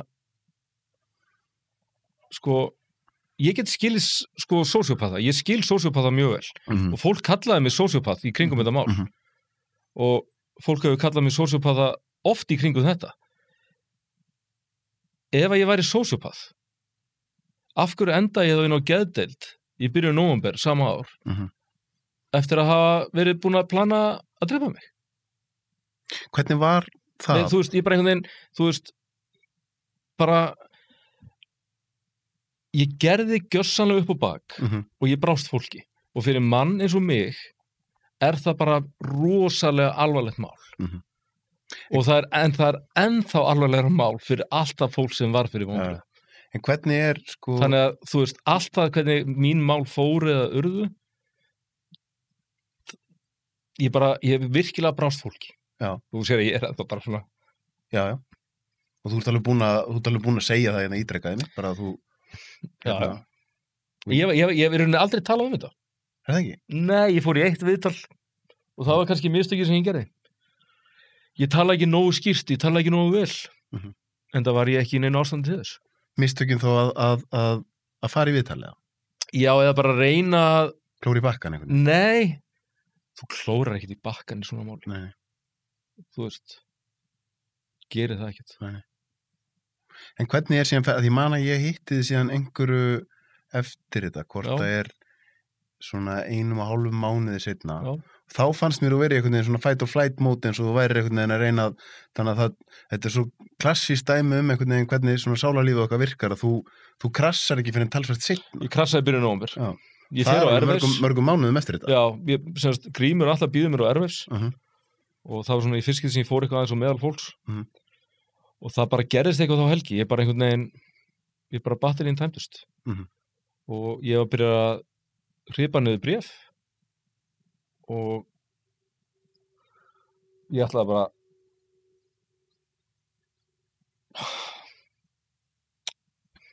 að klára það. En sem betur fyrir þá bara fór ég bara niður á geðdeild og bara báði hjálp. Hvernig var það? Að biðja hjálp? Já, eða þú veist bara hvernig að ég, eins og hefur nú alveg komið fram að ég gáði til að bók þar sem ég var að tala lyf sem ég hef tekið og kvíða og alls konar en ég hef aldrei þurft að fara inn á geðdeild. Hvernig svona... Sko ég hef aldrei lagst inn og ég var eiginlega mjög hissa nefnilega þannig og það var allir hissa mjög kringum, ég var ekki lagður inn. Nei. En ég bara svona munurinn með að til dæmis þegar þú ferði áfengismeðferð og kemur hann á Vog eða þegar þú kemur, þetta það sem átti á sameiginlegt eitthvað skengst konar uppgjöf. Já, en ef þú ert veikur þá ferðu á spítala og það er það sem ég hef alltaf sagt með alkoholisma. Ég meina, ef þú ert alkoholisti þá ferðu á spítala, þá ferðu bara spítalinn heitir Vogur. Hver er munurinn? En þegar fólk fer inn á geðdeild þá er það kannski stundum er einstaklingurinn bara... Það er bara skömm. Fólk skamma sín fyrir að vera geðveikt. Já, en ég segja, stundum fer fólk inn á geðdeild af því það hreinlega bara komið í þannig ástand að fólki í kringum það fyrir með það. Já. En stundum er fólk bara komið á þannig ástand að það sér það sjálf bara, heyrðu, þetta er bara besti kosturinn fyrir mig. Varst þú þar þá? Já. Ég náði að sjá það. Já. Ég náði að sjá það. Ég náði að átta mig á að þetta var ekki eðlileg hegðun. Þetta voru ekki eðlileg, þarna voru hugsanir minna komnir svo langt í burtu frá öllu sem að ég tengdi við sem einhvern draumveruleika. Ég skil ég. Og ég fór bara niður og ég sagði bara, ég bara fór inn í herbyggi og það kom ungu geðlæknir inn og hún bara spyr hvað sé í gangi og ég segi henni það og hún bara já, hefur orðið einhver áföll í lífinu og ég sagði henni bara hvað ég hét. Ég sagði þú getur eiginlega bara Googla mig. Já, ég sagði það bara við hana. Og og það var, þau ráðfærið sig og þau töluðu við mig heilingi, ég var hann einhverja 3-4 tíma og síðan var bara látið fór reset og ég var bara settur í rauninni í svona ég kalla, og það kemur aftur úr tala húmórinn sko og hvernig kaldhæðnin kemur, ég kalla það svona miðtauga kerfis orlof, þú veist, það er það sem ég sagði við kona mín að þið kom heim, þú veist, heyrðu elskan, ég byrjaði að plana að drepa mig en heyrðu, nú er ég konið miðtauga kerfis orlof. Sem þýðir hvað? Það var bara slökkt á miðtaugakerfinu á mér. Ég var bara settur í bara... það var bara verið að reyna að fá mig til að komast út úr þessu móti, skilurðu. Það var að reyna að fá mig til að hætta með alla martraðirnar frá leikvellinum, því að ég var bara að endurlifa, þú veist, fólkið og andlitin og hrópin og hrágurnar og allt þetta, skilurðu. Og og ég hafði svo mikla áhyggjur af fjölskyldunum minni. Húsið mitt voru uppbúð þannig rétt á undan. Þannig að þú veist, það var allt farið og þú veist, vinirnir og mannárið og húsið og ég þurfti svona, það þurfti bara að slökkva á mér. Og ég get sagt þetta svolítið, ég var heima á þessum lyfjum í svona 3-4 vikur og ég var bara svona eins og græmmiti. Ég bara lá upp í sófa og ég þyngdist svona 7-8 kíló. Bara borðaði bara nammi og ég var bara svona hálfgeð græmmiti. Já. Því ég ræddi einmitt við Ólaf Darra daginn um kvíðalyf og það er einmitt svona þessi level í, þú veist, eitt er að taka kvíðið eða þunglyndislyf eða lyfið þrá ekki eitthvað svona sem slæra á einkennin. Þannig er þú kannski að lýsa svona næsta fyrir ofan, það sem er bara í raun og veru, þú verður bara ófunkarandi. Algjörlega. Og þetta var bara hræðilegt fyrir fjölskylduna. Þú veist, þetta var hræðilegt fyrir mömmu, þetta var hræðilegt fyrir vini mína. En hvernig komstu þið út úr þessu? Bara trappa niður? Nei, ég hætti sem bara að taka lyfin. Ég fann það bara, það var að myndar svona smá hlé Þú veist, ekki gleyma því að ég var með einhverja, þú veist, glæpamenn frá Bretlandi og Austur-Evrópu sem voru hótaði að koma heim og rukka mig miðana sem að ég skuldaði. Já, var það svoleiðis? Já, ég meina, hvernig heldur ég hafi fengið miðana sem ég útvegaði fólki? Ég þurfti að borga sem miðana 2 svar. Ég þurfti að endurgreiða miða sem ég afhendi. Og hvernig átti ég að geta endurgreitt vonduköllunum fyrir miðana sem ég fekk frá það með ég var búin að láta einhvern fá peningi sinn tilbaka sem að fekk miðan en kannski satt ekki á réttum stað. Þannig að, þú veist, þetta var... En það lítur að vera, þetta er svo þunn lína og mér finnst þú alveg hafa komið í vel frá þér að þú ert ekki að reyna að afsaka neitt og þú ert bara ítrekka búin að segja ég brást fólki. En það einhvern veginn... Já, en ég veit ekki hvernig ég á að segja það öðruvísi, sko. Nei, ég er að segja, mér finnst þú hafa gert það mjög vel. En að sama skapa og það er svo ofta einhvern veginn, mér finnst svo áhugavert að fólk sem gerir eitthvað svona það sem það veldur fólki vonbrigðum, það þýðir ekki að það sé ekki áhugavert að spurja þig bara hvernig er að vera í þessari stöðu að maður oft hugsað einmitt svona þegar að fólk gerir eitthvað á hlut annara og það er stór hópur sem þú veist einmitt, það er svona á hvaða punkti er einmitt hugsað samt sálarlíf þess sem var að gera eitthvað á hlut annara, sko, að því síðan er þú með fjölskyldu og annað, sko, bara þessi upplifun þú lítur að hafa lært mikið á þessu tímabili líka með bara hverju stóðu með þér og annað, því það er alveg erfitt þegar að maður er svona umtalaður að einhvern veginn bara voru ekki margir sem hurfa á þessu tímabili. Já, það er ótrúlega mikið fólk sem bara brást mér. Ég segja bara blákalt og það fólk veit nákvæmlega hvaða fólk það er. Bara brást mér. Og fólk sem að bara, þú veist, það eru nokkur dæmi sko, sem er svona mikið sem ég man svo vel sko, því að það er líka annað sem er svo slæmt þetta. Ég er með óbúslega mikið minni. Ég man í rauninni allt sem ég les. Þú veist, ég man liggu í kennitölur gamalla kærasta sko. Þú veist, þetta er svona þetta er partur af þessum vírum í mér. Já. Að sko... Því svo kannski önnur umræði með líka sem er eins og með fjölmiðlana. Þú veist, þeir fjölluðu mikið þetta. Já. Og það er alveg eitt, þú veist, að geta gengist við því að hafa brugðist fólki og vera ekki neitt að reyna að afsaka það. En síðan er kannski annað að fjölmiðlar fjallum þetta á einhvern hátt sem er kannski ekki alltaf sanngjarnt eða eitthvað, sko. Já, og síðan ef þú segir að fjölmiðl fjalli ekki sanngjarnt eitthvað, þá er þetta ráðast að ritstjórnarlegu frelsi fjölmiðlsins. Koma þess inn á fjölmiðlana eftir, því að við höfum oft rætt það og þú veist alveg hvaða skoðanir ég hef á því. En Mér langaði En ef þú vilt tala um kommentakerfin, ég skal taka það núna, sko. Því að þú veist aðeins komið þangað, svona fólk brást mér og fleira. Það sem að ég upplýði verst, til dæmis ég man eftir einni konu sem að ég hafði bara nokkrum mánuðum setna nokkrum mánuðum setna nokkrum mánuðum áður hafði ég hjálpað henni með BA-verkefni og ég hafði lesið það yfir, ég hafði hjálpað henni með hvernig hún átti að setja fram spurningarnar og hún var útskrifast úr einhverju verkefni held ég á skóla, háskólanum Hólum í Hjaltadal í einhverju ferðamáladóti og kona sem ég búin að þekki í mörg ár ég hef aldrei gert henni neitt hún er vinkona systeminnar ég hef örugglega boðið á einhverja tónleika og viðburði í gegnum tíðina ég gaf henni ráð með sem hún leitaði til mig með hvað hún ætti að sækja vinnu og benti henni á fólksíðin þetta leiðu þetta gerist þá fer hún í kommentakerfi og gerir lítið úr mér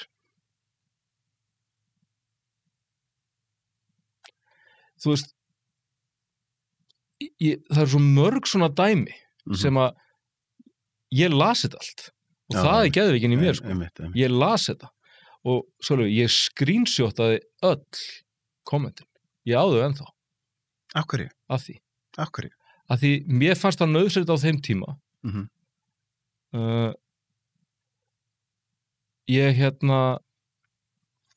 ég sá fólk sem er með mér í aðsamtökunum brjóta erðavenjur aðsamtakana í kommentakerfum mig. Já, ég skilji. Fólk sem var nýbúið að klappa mér á baki og þakka mér fyrir fundinn nokkrum mánuðum áður. Og þú sér alveg hvaða gír ég er komið núna. Já. Og það sérst alveg í augunum á mér, og ég veit alveg hvernig ég lít út núna. Ekki sparka í liggjandi mann. Nei. Ef þú hefur einhver tengsl við viðkomandi, ef þú þekkir hann af einhverju, ef hann hefur einhvern tímann reynst þér vel, af hverju þarftu þú að taka þátt í þessu? Hvert ertu þá komin sem manneski? Já.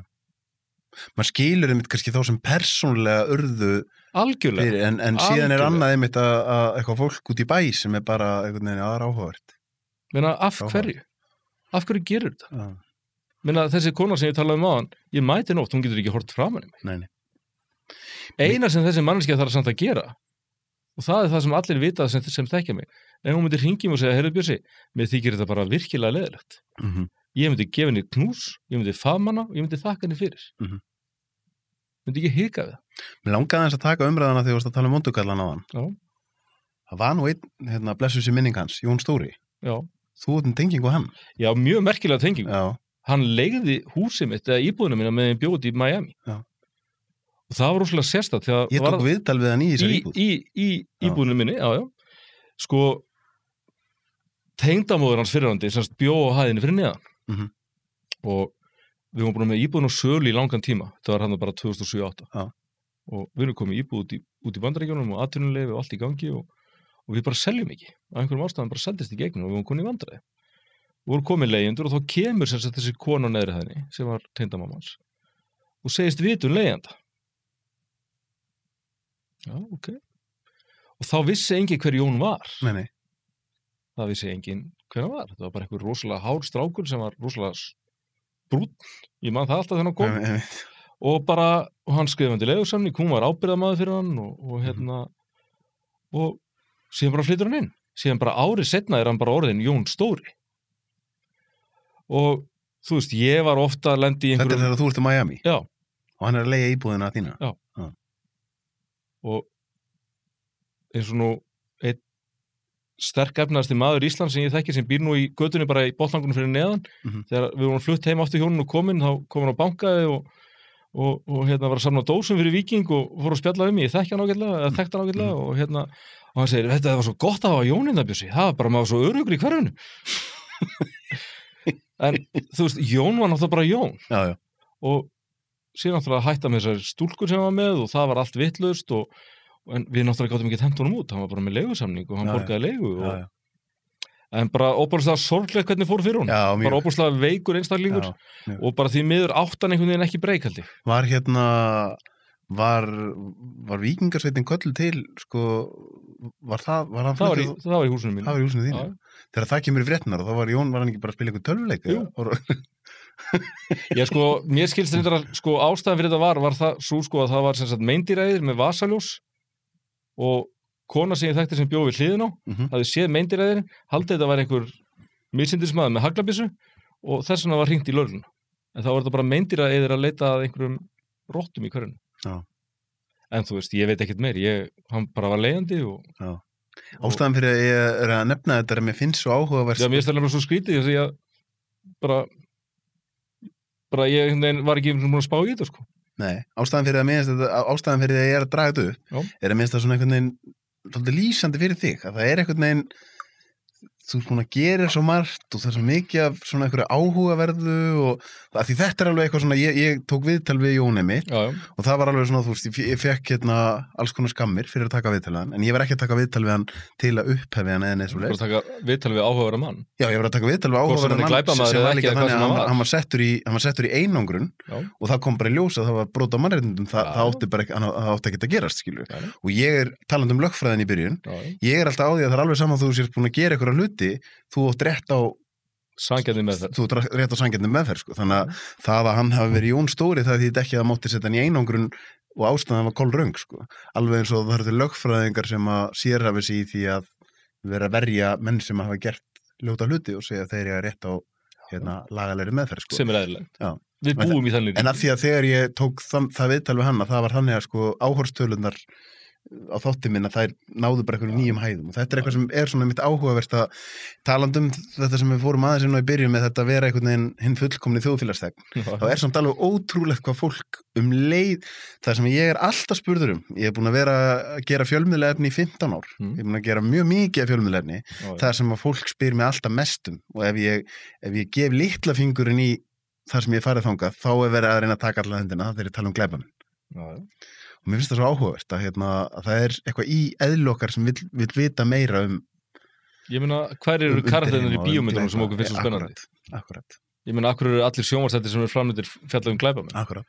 ég meina þetta já, ég veit hvað það minnar. En þú bjóst á Miami, ég man að það var eiginlega þá sem ég kynntist þig fyrst, hittið á Miami og það rosa skrýtnir hlutir að gerast í Bandaríkjunum.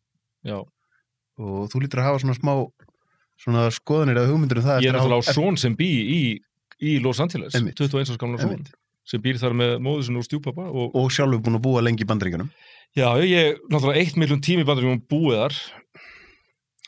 Sko, ég sagði 2009, þá sagði ég að sko, ef þú lest bara svona söguna, þú lest fall Konstantinópol, þú lest söguna þú veist, Rómaveldi og þú veist, Persana og allt, þú lest Gengis Khan, þetta eru allt svona menningaheimar sem verða til, þetta verða einhver stórveldi sem verða til, en þau deyja alltaf að sömu ástæðinu og það sem ég sagði með Bandaríkin 2009 var það sko, þau byrja að brotna innanfrá. Einmitt. Og til dæmis verkefni sem ég var í Bandaríkjunum og bjóð til þar náttúrulega algjörlega lengst frá því að vera að klippa, þú veist, forseta Alþingis á Salón V, skilurðu, eða eitthvað svoleiðis, eða lita á henni hárið, en ég semst var að búa til, bjóð til verkefni sem snerist að byggja hús sem nota minna rafmagn. Og þegar ég fór að skoða og búa og vinna þarna, þá fór ég að átta mig svo sterkt á því hvað þetta land sem allir mæra svo rosalega, það sem Facebook hefur komið og Google og Instagram og tölvurnar og kjarnorkusprengjan og allt þetta, allir þessi ótrúlegu hlutir sem hafa haft áhrif á líf okkar sem lifa í dag, hvernig þetta land að brotna innanfrá. Það svo leys. Og það svo eðlileg skýring fyrir því, finnst mér. Okay. Fyrsta skýringin misskipting. Þú veist, það náttúrulega bara búið að vera misskiptingarna síðan þetta land var til. Þú veist, fyrst voru indjánararna, síðan þeir í rauninni var þeim útrýmt af hvítamanninum. Hvítimaðurinn þurfti þá að flytja inn vinnuafl sem var svart og bara kom fram við það eins og heimurum veit og hefur gert alveg fram á þann dag í dag á mörgum stöðum í Bandaríkjunum. Og síðan verður til alveg óbúrslega auður þarna og ég til minns bjó á Miami sem mjög dýrborg, ekki kannski jafn dýr á New York og Boston, en ég bjó á góðum stað og var að gera áhugaverða hluti, en misskiptingin svakaleg. Og menntunarstigið, bara það fyrsta sem við skulum horfa á, til að okkur liði vel með dóttur okkar sem var 2 ára þegar við vorum komin út, til að okkur liði vel með hana í barnaskóla, eða leikskóla, þá þurftum við að borga $1,500 á mánuði í leikskólagjöld. $1,500.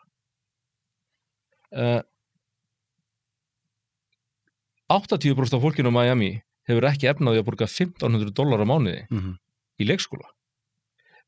Fólk að vinna, ég þarna í kreppinu miklu eftir fjármálahrunið og að sjá raðirnar af svörtu fólki og fólki frá Mið-Ameríku og Suður-Ameríku á McDonald's, á Wendy's, á Burger King, inn í Walmart með ódýrasta matinn, mest prósessata matinn.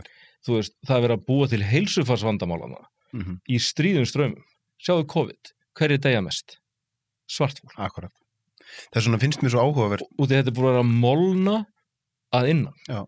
Og ef þú tekur bara Bandaríkin í dag, fangelsin þeirra. Fyrsta leið eru náttúrulega bara einkareikin mörg, þeir eru overpopulated. Skólabyggingar, bara byggingarna per se, illa byggðar byggingar, úr sér gengnar, sprungnar, nema í góðum hverfum. Vegakerfið, brýr, bara frækt dæmi frá Pittsburgh, þar sem kom bara í ljós að flesta brýrnar inn í borgina voru bara hrynja. Það voru að taka peninga til þess að vegarsjóðum Bandaríkjana, all vegagetur sem þú borgar, veistu hvað sá peningu fór? Hann fór í stríði í Írak og Afganistan. Infrastruktúr Bandaríkjana að hrynja. Þú getur bara að skoða tölunar. Og þetta veit ég út af því að ég var að segja fyrir menn í Bandaríkjunum, heyrðu, ef þið búið til hús sem eru bara einangruð, þá notaðu 50-60% minna rafmagn.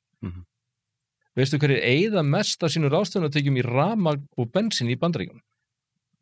low income families og senior citizens bara þarna eru við með social issue og mér finnst svo áhugavert með umræðunum rasisma núna að það verður alltaf að taka fjármálakerfi inn í þetta og misskiptinguna það verður ekki það vegna þess að við getum verið að reyna fikta eitthvað í rasismanum ofanfrá en á meðan að þú getur sett númer aftan á einhverja fótboltagarl í Bretlandi og segja Black Lives Matter en ef þú tekur ekki kerfið í gegn þá skiptir þetta engum máli og við getum sett einn eftir 3-4 ára og þá einhver annar maður í einhverju annarri borg drepinn af einhverju lögregluþjónum og allir vera fullera upp af réttaröldinni reiði setja einhverja svarta kassa á Instagram skilur eitthvað í einhverju samstöðu en hvað gera þið? Síðan hoppaður upp í þotu með Icelandair, fljúga til New York og fara að versla mat sem búin til á veitingastöðum þar sem fólk fær $1 á tíman í alvöru einmitt þú veist, eru við virkilega veita vikla samstöðu Nei, ég meina og það væri bara einhvern veginn þetta stærsta leiðin til þess að byrja í alvörun að hafa áhrif og þetta væri mitt bara gætum við verið með frítt heilbrigðiskerfi fyrir alla frítt menntakerfi fyrir alla þannig að svona, the land of opportunity sé í alvörunni þannig að allir fái upp tækifæri að því að síðan er náttúrulega bara misjafnt hvernig fólk nýtir tækifæri sín en þegar þú fæðist, sko það eru ekki margir staðir í heiminum þar sem er jafn slæmt að fæðast inn í slæmar aðstæður eins og í Bandaríkjunum. Ég hefði aldrei alið börnum mín upp í Bandaríkjunum og ég á son sem býr í Bandaríkjunum. Ekki gleyma því. En sko ég sé þetta tvennt, það er annars vegar misskiptingin og síðan þetta sem að sko Bandaríkin í raun og vera ekkert annað en bara samansafna fólki sem að koma hvaðan ef að þetta er opið land. Nú eru Bandaríkin að verða bara eitt lokaðasta land sem, og mitt skrítið í COVID þegar ég var hjá systur minni áður en að COVID er að byrja og þá var ég að pæli að fara eitthvað lengra til að skrifa og svona velta þessu fyrir mér og foreldrar mín eitthvað svona eins og bara þykir ennþá vænt strákið sinn og svona bara, og ég segi við þau, eru það engar áhyggjur, ég er ekki að fara að festast í Bandaríkjum. Ég er ekki að fara til Bandaríkjum. Af því ég var í alvörun að meina það.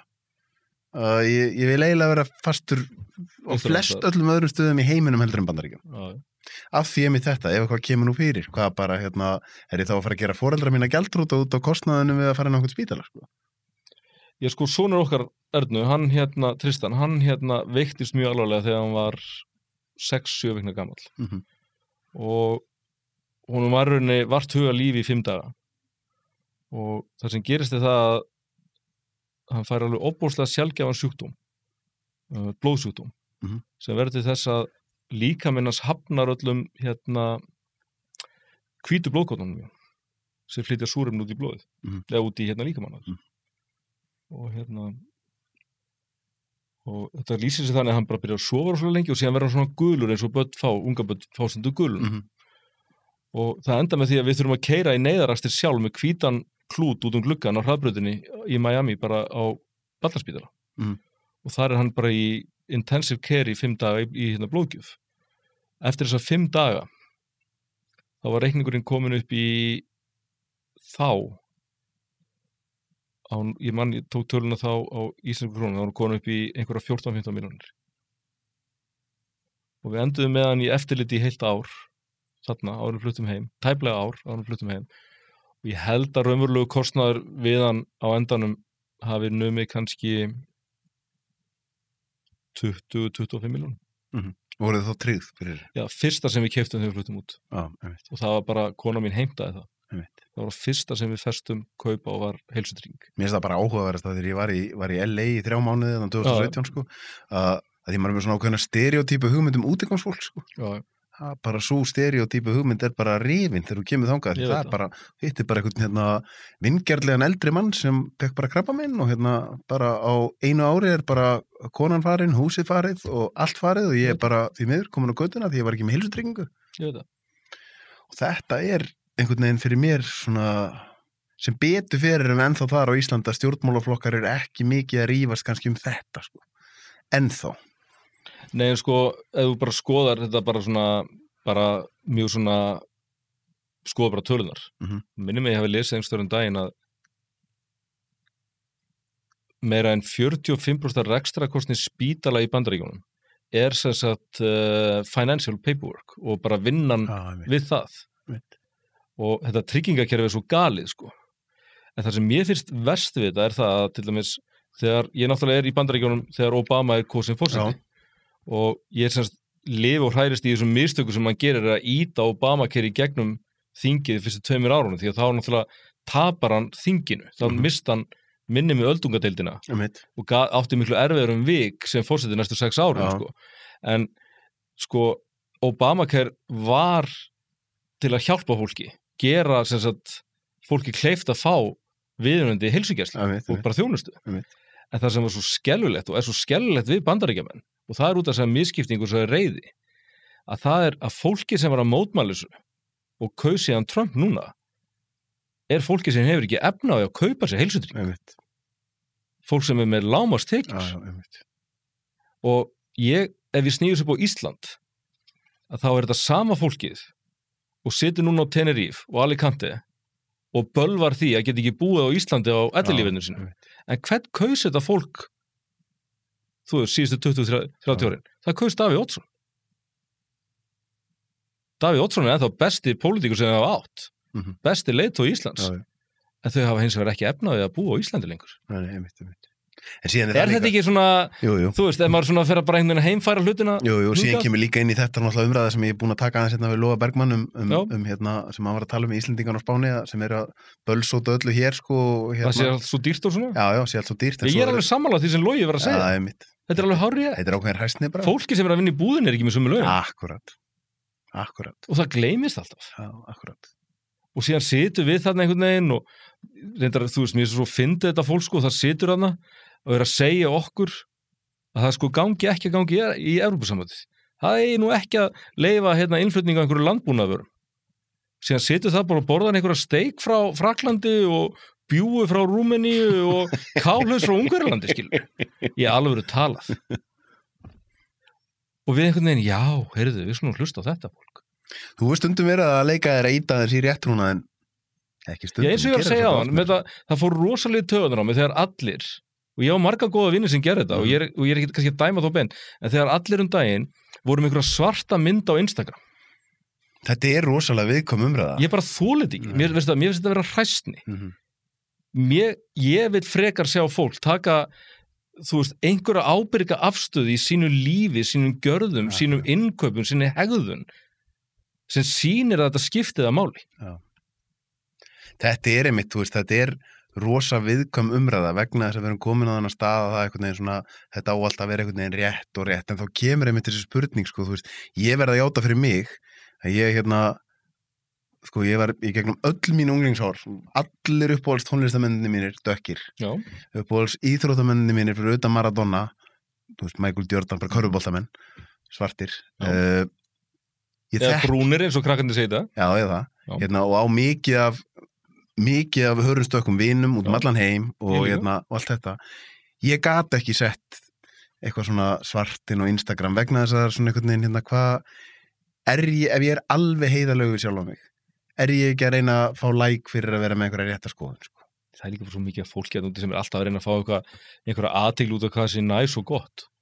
Ég að segja það, sko. Ég að segja á endanum einhvern veginn þú veist, jú, svo má náttúrulega færa rök fyrir því að einhvern nátt sé náttúrulega gott að samfélagsmiðlar geta sýnt ákveðna samstöðu og allt þetta, sko. Ok, fyrirgefðu. Bara hræsnin svo að þú ert að pósta svartri mynd á samfélagsmiðli sem í eigu Zuckerberg sem neitar að ritstýra Trump. Það enda góða punktur. Það enda mjög góða punktur.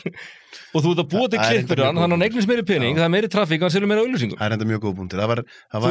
Hversu mikið hræsni getur þetta verið? Ég sá viðtalið við Zuckerberg þegar að Twitter var búið að restrikta Trump og þá var viðtalið við Zuckerberg og maður sá að hann var svo hræddur við að Trump færi að taka hann í gegn að hann gat ekki lagt næga áherslu og hann væri nú ekki að fara að ritskoða neitt á Trump og svona. En samt Facebook að ritskoða alls konar aðra hlutir. Að sjálfsögðu. Ég hef alveg lent í því að hlutir fá ekki að fara í gegn hjá mér að því að ég noti ekki rétt bera ofan. Nei, ekki rétt orðalag og eitthvað slúst. Það er nú ekki búið að taka mig fyrir að bera ofan. Ekki ennþá, sko. En sjáðu konur. Geirvörtur og konur. Já.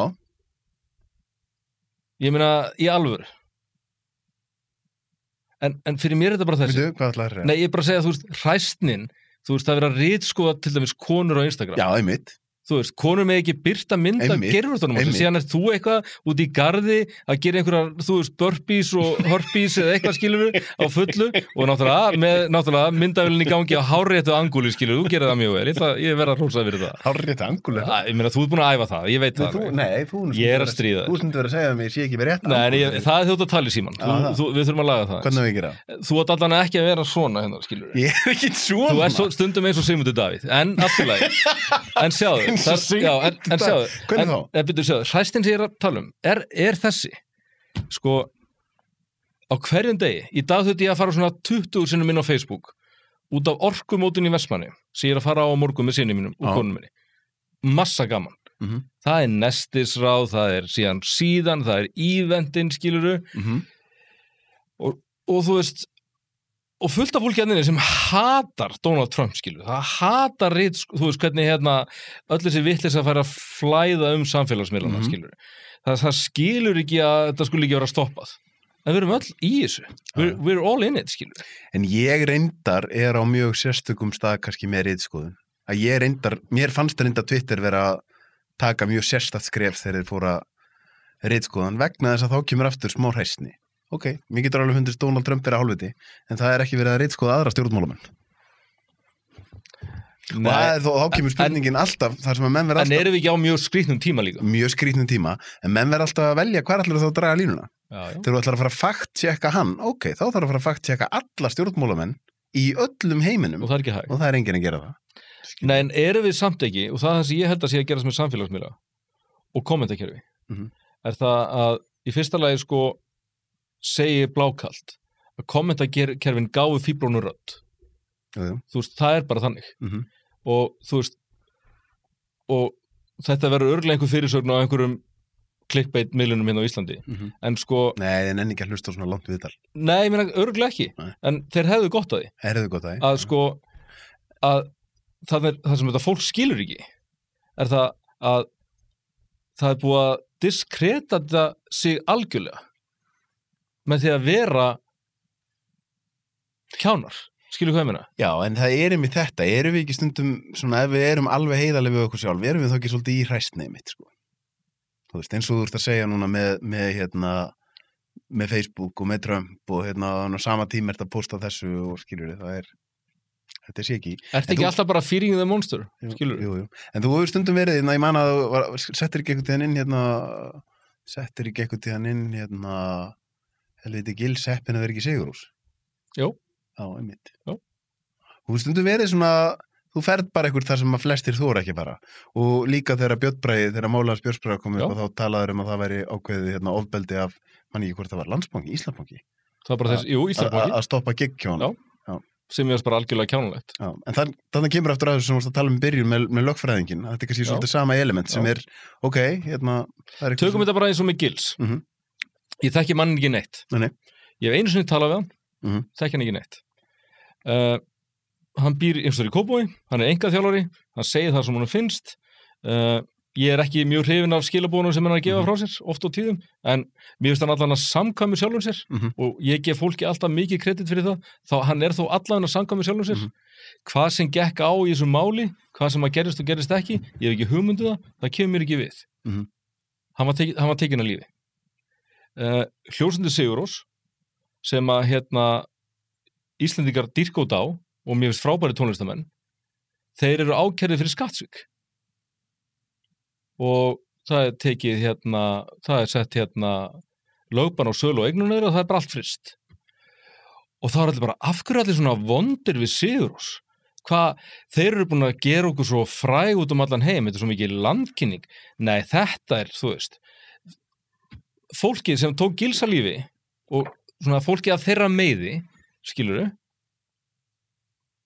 það heyrist ekki í því. Og þess vegna sagði ég, það var alveg pínu glata fyrir Gils, hann hefði ekki verið í Sigurós. Og þetta er þessi hræsni sem að þér er svo umlaugin og mér finnst svo athyglisverð, er það þú veist, svo hallærislegt. En komin átaldi áhugaverða tíma með að síðan líka verið að draga upp hluti stundum sem fólk hefur gert fyrir mörgum árum síðan. Já, sérðu bara máli núna eins og með Justin Bieber og þessar leikar út í Bandaríkjunum núna og sjáðu bara eins og hann Orra, trommuleikar í Sigurós, einhver kona, skilur, sem ásakar hann kynferðisbrot og það veit enginn hvað gerðist. Skilur, nema þau tvö. Hann þarf að hætta í hljómsveitinni, hann tekinn af lífi. Nei, hvað gerist þá? Kona sem feministi og það heyrist ekki neitt. Það eru svo margar hliðar á þessum málum það er svo erfitt, við getum ekki sagt hvað er rétt og rán en við getum sannarlega haft skoðun á því hvað okkur finnst vera rétt og rán. En það mál finnst mér líka svolítið endurspegla að það er rosalega auðvelt að vera dómharður þar til að það er allt í einhver sem er þér nákominn, sem er í sömu sporum og svo sem er búin að vera dómharður úti þá kannski loksins sérði þetta í aðeins öðru ljósi. Daginn eftir þetta kom upp með Björn Braga, held í daginn eftir þetta 2 dögum seinna, ég þekki hann heldur ekki neitt þá sendi hún Facebook skilaboð. Ég sagði bara við hann að með þetta leitt hvað hefur komið fyrir hann og ég reyndi bara að vera jákvæður, verandi maður sem hefur farið í gegnum það sem ég hef farið í gegnum. Ég var ekki að taka neina afstöðu í þessu máli, ég var einfaldlega að gera það sem að mjög fáir gerðu fyrir mig þegar ég gekk í gegnum svona að vera til staðar. Hvort sem að þú hefur fram í glæp eða gert eitthvað eða verið vondur eða eitthvað. Ef við ætlum alltaf að þykjast vera svo heilug sjálf þá bara í alvöru ef þú lendir í vandræðum, hringdu í mig og ég skal hjálpa þér. En verðum við ekki líka mitt svona sem samfélag að vera á þeim stað að það er dálítið munur á því, ég ræddi hérna við, þú þekkir nú MC Gauta, ég ræddi þetta dálítið við hann hérna daginn, að þetta með að það er kannski munur á því ef einhver er ítrekkað að gera sama hlutin og hann er að skaða hana fólk og sýnir enga iðrun, en þegar einstaklingur kannski gerir mistök, biðst innilegar afsökunar og er að meina það og sýnir iðrun, mér finnst við komum kannski svolítið langt í að fólk eigi bara ekki að fá annað tækifæri. Það var núna bara flý úr landi og bara má ekki fá vinna aftur og þá er það þetta, býtu, ok, þá þurfum við, ef við ætlum að fara þangað, þá þurfum við að skoða, býtu, hvert er fórnarlambið? Hver er skaðinn? Og þá kemst maður mjög oft að því að skaðinn er nú ekki þannig að hann réttlæti alveg þessi viðbrögð, sko. Nei, en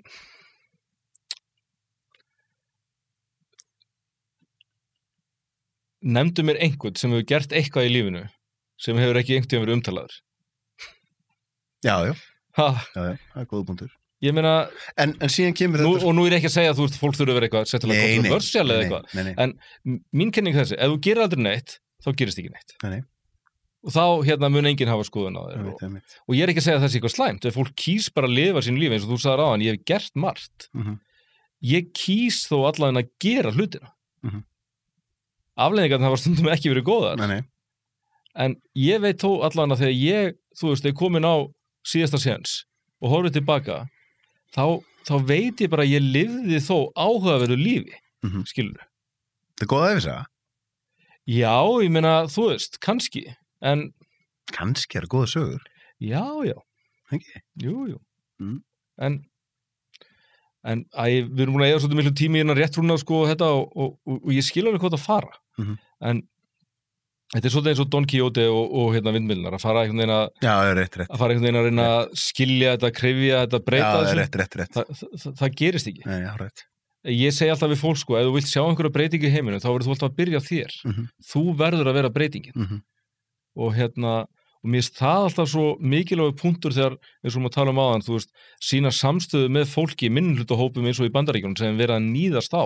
Þurfum að finna einhvern veginn hvernig við getum verið breytingin. Það er það sem ég finnst svo ég var að senda manni skilaboð í gær sem að ég þekki vel og er svona þvælast inn á nýjan vettvang sem ég hvatt hann til lengi og hann sá bara vandamál, það er svo mikið að gera svo mikið álag og eitthvað og ég sagði, ég sé það ekki, ég sé nýja framtíð, ég sé ný tækifæri ég sé nýtt líf allt hitt er bara eitthvað sem þú verður að gangi í gegnum og það er það sem að lífið er svo merkilegt að Þú ert núna komið nýja ástríð Ég kom með fullt af nýjum ástríðum Veistu hvað ég var að gera í gær? Hvað? Eitthvað sem þú trúir aldrei Nú? Ég var að dæma 2 leiki í 3. flokki kalla hjá Víkinga móti Keflavík okay. Ég er orðinn héraðsdómari hjá KSÍ Kallar hann dómari? Já, mér finnst það æðislegt okay. Þú ætlar að taka það lengra? Ef að skrokkurinn væri betri, þá myndi ég raunverulega vilja það. Okay. Já, ég held ég sé hún gamall fyrir. Samt svolítið óöfundsvert hlutverk að vera dómar í fótbolta. Mér finnst það ótrúlega gaman. Já. En svo það ljósmyndurinn. Já. Þú búin að fara á kafinn í hana? Já og nei. Ok. Þetta aftur svona accidental dæmi, sko. Ok. En óbúslega skemmtilegt. Alveg bara óbúslega skemmtilegt. Ég er búin að eftir þá bara þurfti að byrja nýr tími. Og ég hef eytt núna rúmlega 3 árum í nýtt verkefni sem að er búið að síbreytast og þróast og mér finnst það alveg ótrúlega spennandi og ég er aftur að fara í hluti sem að eins og ég hef gerði í Ameríku síðan eins og ég gerði í sjónvarpsstöðinni sem ég stofnaði í Svíþjóð með Sigurður Sighvats 2004 að ég er að fara inn svona nýja hluti og þú heyrir nú bara þeir voru með það frammi áðan að tala við strákan en það frammi þeir bara þú veist þeir svona ljómuð allt inni þegar ég bara að tala með þetta en ég semst hef 1-3 árum ég að búa til ákveðna aðferðafræði við markaðssetningu á fyrirtækjum í ferðaþjónustu og svona upplifunum og svona bara svona lifestyle tengdu og bara rétt ánum COVID brast á þá var ég semst komin í var eitt stærsta flugfélag í heiminum og eitt virtasta flugfélag í heiminum að fara implementera mína hugmyndafræði inn í stóran part af sínu social media marketing og óbúslega mikið tækifæri en COVID og nú er bara allt stopp en ljósmyndurinn kemur út af þessu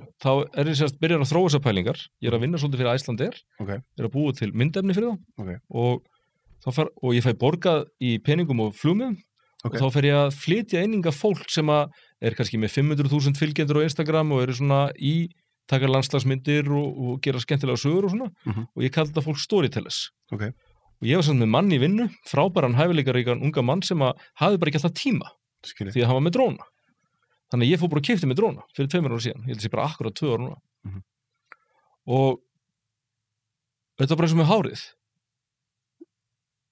einhvern veginn var ég bara frábær hárgreiðslumar og ég er ekki að reyna að vera eitthvað hrókafullur eða eitthvað en ég var actually frábær hárgreiðslumar Já, ég sendi skilabóð þegar ég sá að klippa fólk núna daginn á menn sem er alveg mjög gaggrínir og þeir sögðu nei, Bjössi er legit þegar kemur að hárgreiðslum Ég var actually bara, þú veist, ég þurfti ekki að mæta í innskólan í heilt ár út af því að ég var bara svo góður þannig að sko Ég var neftur að fara að klippa Já, ég skal klippa þeim tjóðan en þú veist, ég tók drónan og hún leiði hann frá loft það bara, já, þetta er ekkert mál maður sér það alveg, ég verður að skoða myndina þennan maður sér að þú er góður í þessu og greinilega hefur gaman að þessu sko. Ég er rosa, veistu að þetta er líka svo mikið þerapía Svona hugleyslu Já, ég fæ að fara með óbúslega áhugaverðu fólki ég er bara búa til vinnu fyrir fáðinga heim og búa til svona, ég kom með tengslanett út allan heim með mjög skemmtilegu fólki sem ég er að vinna með og ég er að læra að þeim og ég er alveg óbúslega auðmjúkur gagnvart ég segi bara, heyrðu, hvað er þetta að gera? Ég kann þetta ekki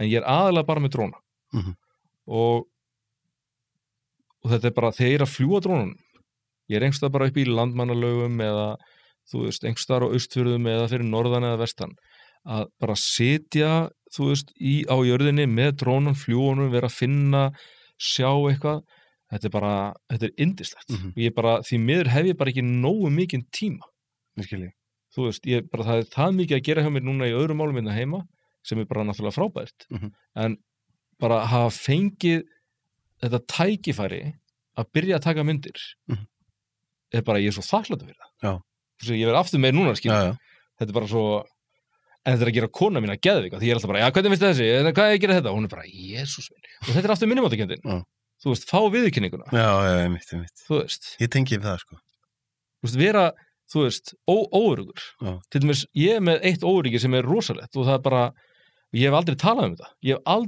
um þetta og ekki einu sinni á Facebookinu og ég talaði um þetta, mér finnst ég alltaf vera feitur Já Áhugavert Ég stíg á viktina á hverjum degi þetta er ekki gott mál, sko Nei.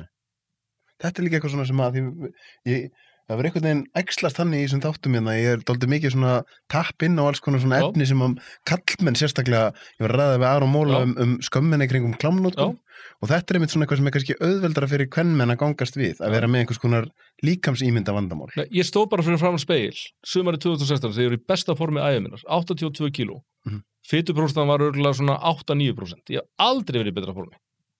Ég horfði á mig í spilinu og ég svo ennþá feitur. Þetta var hótelherbyggi í París, rétt fyrir EM. Já, hvað er þetta? Ég þekki þetta, sko. Ég veit nákvæmlega hvað það kemur. Hvað? Bara móðir mín átti við búlimíu og anorexíu. Það var hennar hörmung út úr þessar sambúð með þessum manni. Hún endaði þar því miður. Besta konar sem ég kynst. Og náttúrulega, þú veist, ég væri ekki hér í dag nema fyrir móður mínu. Og bara, þú veist, ég hef þetta bara það. Hún var alltaf feitt. Hún var 48 kíló. Já, einmitt. Þú veist, hún borðaði sterkan brjósykur og fór á eldi. Já, rúlis. Vá. Þannig að þú veist, ég er ennþá að eiga við þetta. Sérstaklega núna, ég var með að reyfa mig, ég er búin að slæða mér í bakinu lengi og bara, þú veist, búin að eiga við þetta og eftir Frakkland þá bara fór líkaminn mjög illa. Það gerist þegar þú fer í gegnum svona hluti, þú fær svona áfall. Ég er ennþá bara mjög slæmur í líkamann. Stokkjörunni? Já, bara svakalega. En alltaf feitur. Þetta er áhugavert. Ja, þetta er... Ég tengi svo mikið við þetta. Ég tók löng tímabil þar sem ég var einmitt bara alveg örugglega með einhvers konar ádröskun. Sko. En ég er ekki, þú veist, ég borða það. Já. En ég var alveg þar, ég var bara svona telja hitaeiningar og eitthvað svona dót en ég hef aldrei hort á annað fólk með einhvers konar sömu augum og ég liti sjálf á mig, sko. Þú veist, bara, Björnsinni, þú ert ekki feitur, skilju. En ég get alveg séð mig feitan, þetta er. Þetta er rosalega. Áhugaverður komplex. Þetta er rosalega. En ég, að því þú ert búin að segja mér þetta þegar þú myndir horfa tilbaka og myndir allavega geta sagt að þú hefur gert hluti.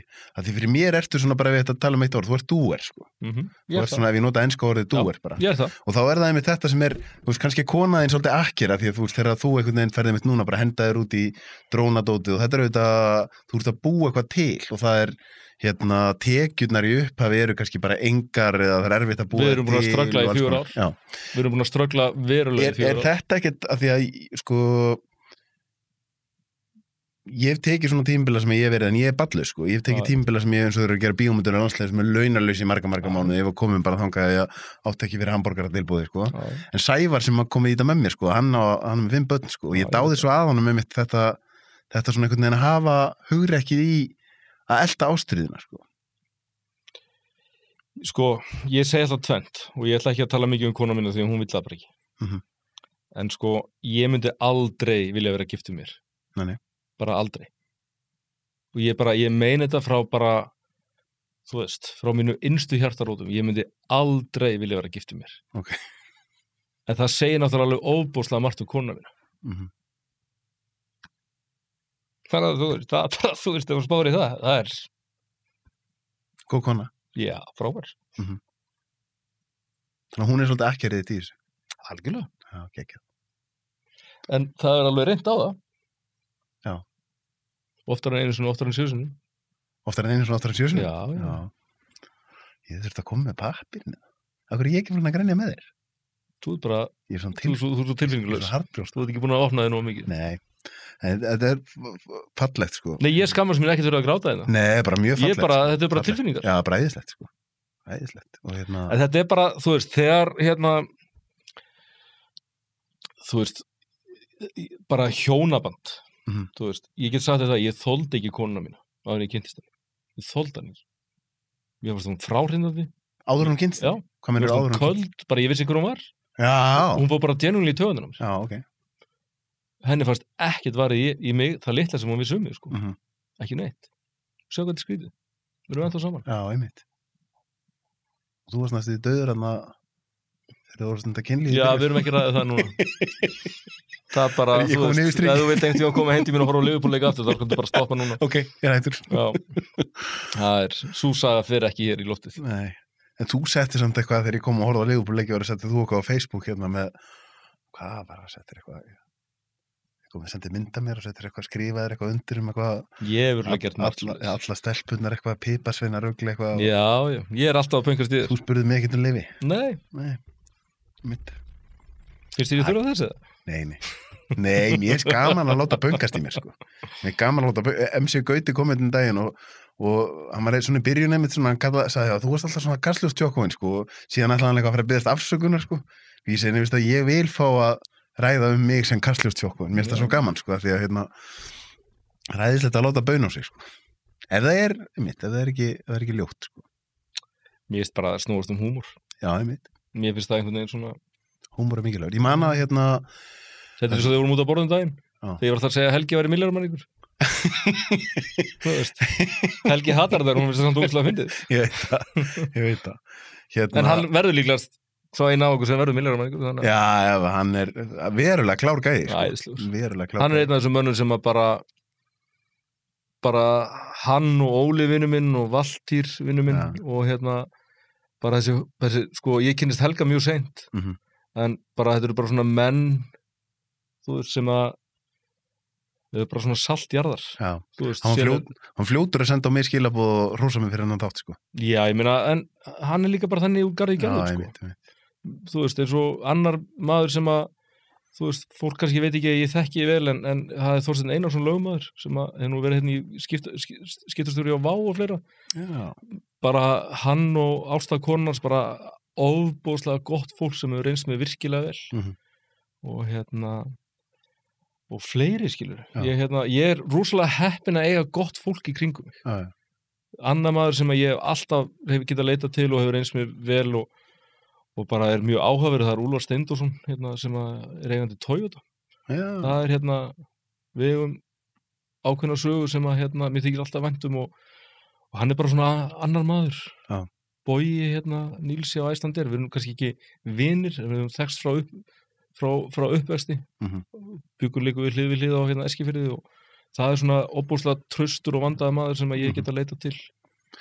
Og bróðir hans Bernhard, þú veist, þetta er svona, þú veist, ég er óbúslega heppinn, það sem kannski ég er að reyna að segja að ég er rosalega heppinn með fólki í kringum. Já, ég tek undir það hjá mér og þegar ég var að ræða við Ólaf Darra einn daginn og hann hefur gengið í gegnum mjög dimm tímabil og sagði hann einmitt bara það er fólki í kringum mig sem það er það sem telur sko. Og maður á að þakka fyrir sig. Já, 100%. Það er líka það sem að sko, 100%. Það er líka ég veit ekki, það er líka ég setti nú í gær, það er þetta með hrósið. Þú veist að tala um þú veist, tjokkogaurin og skjá einum eða eitthvað svona en ég hef aldrei þekkt þið öðruvísi fyrir að gera neitt annað en gera það almennilega. Skilur, þú gerir hlutina ekki öðruvísi en að já. En þú kannski ert ekki vanið því að fólk lappa upp og segja bara hei, Sölvi, þetta er geðveikt. Þú veist, þú verður svona skrítinn, skilur. Stundum. Hún ég man ekki hvað hún heitir, hún heitir Bibba eða CrossFit sem var með þættina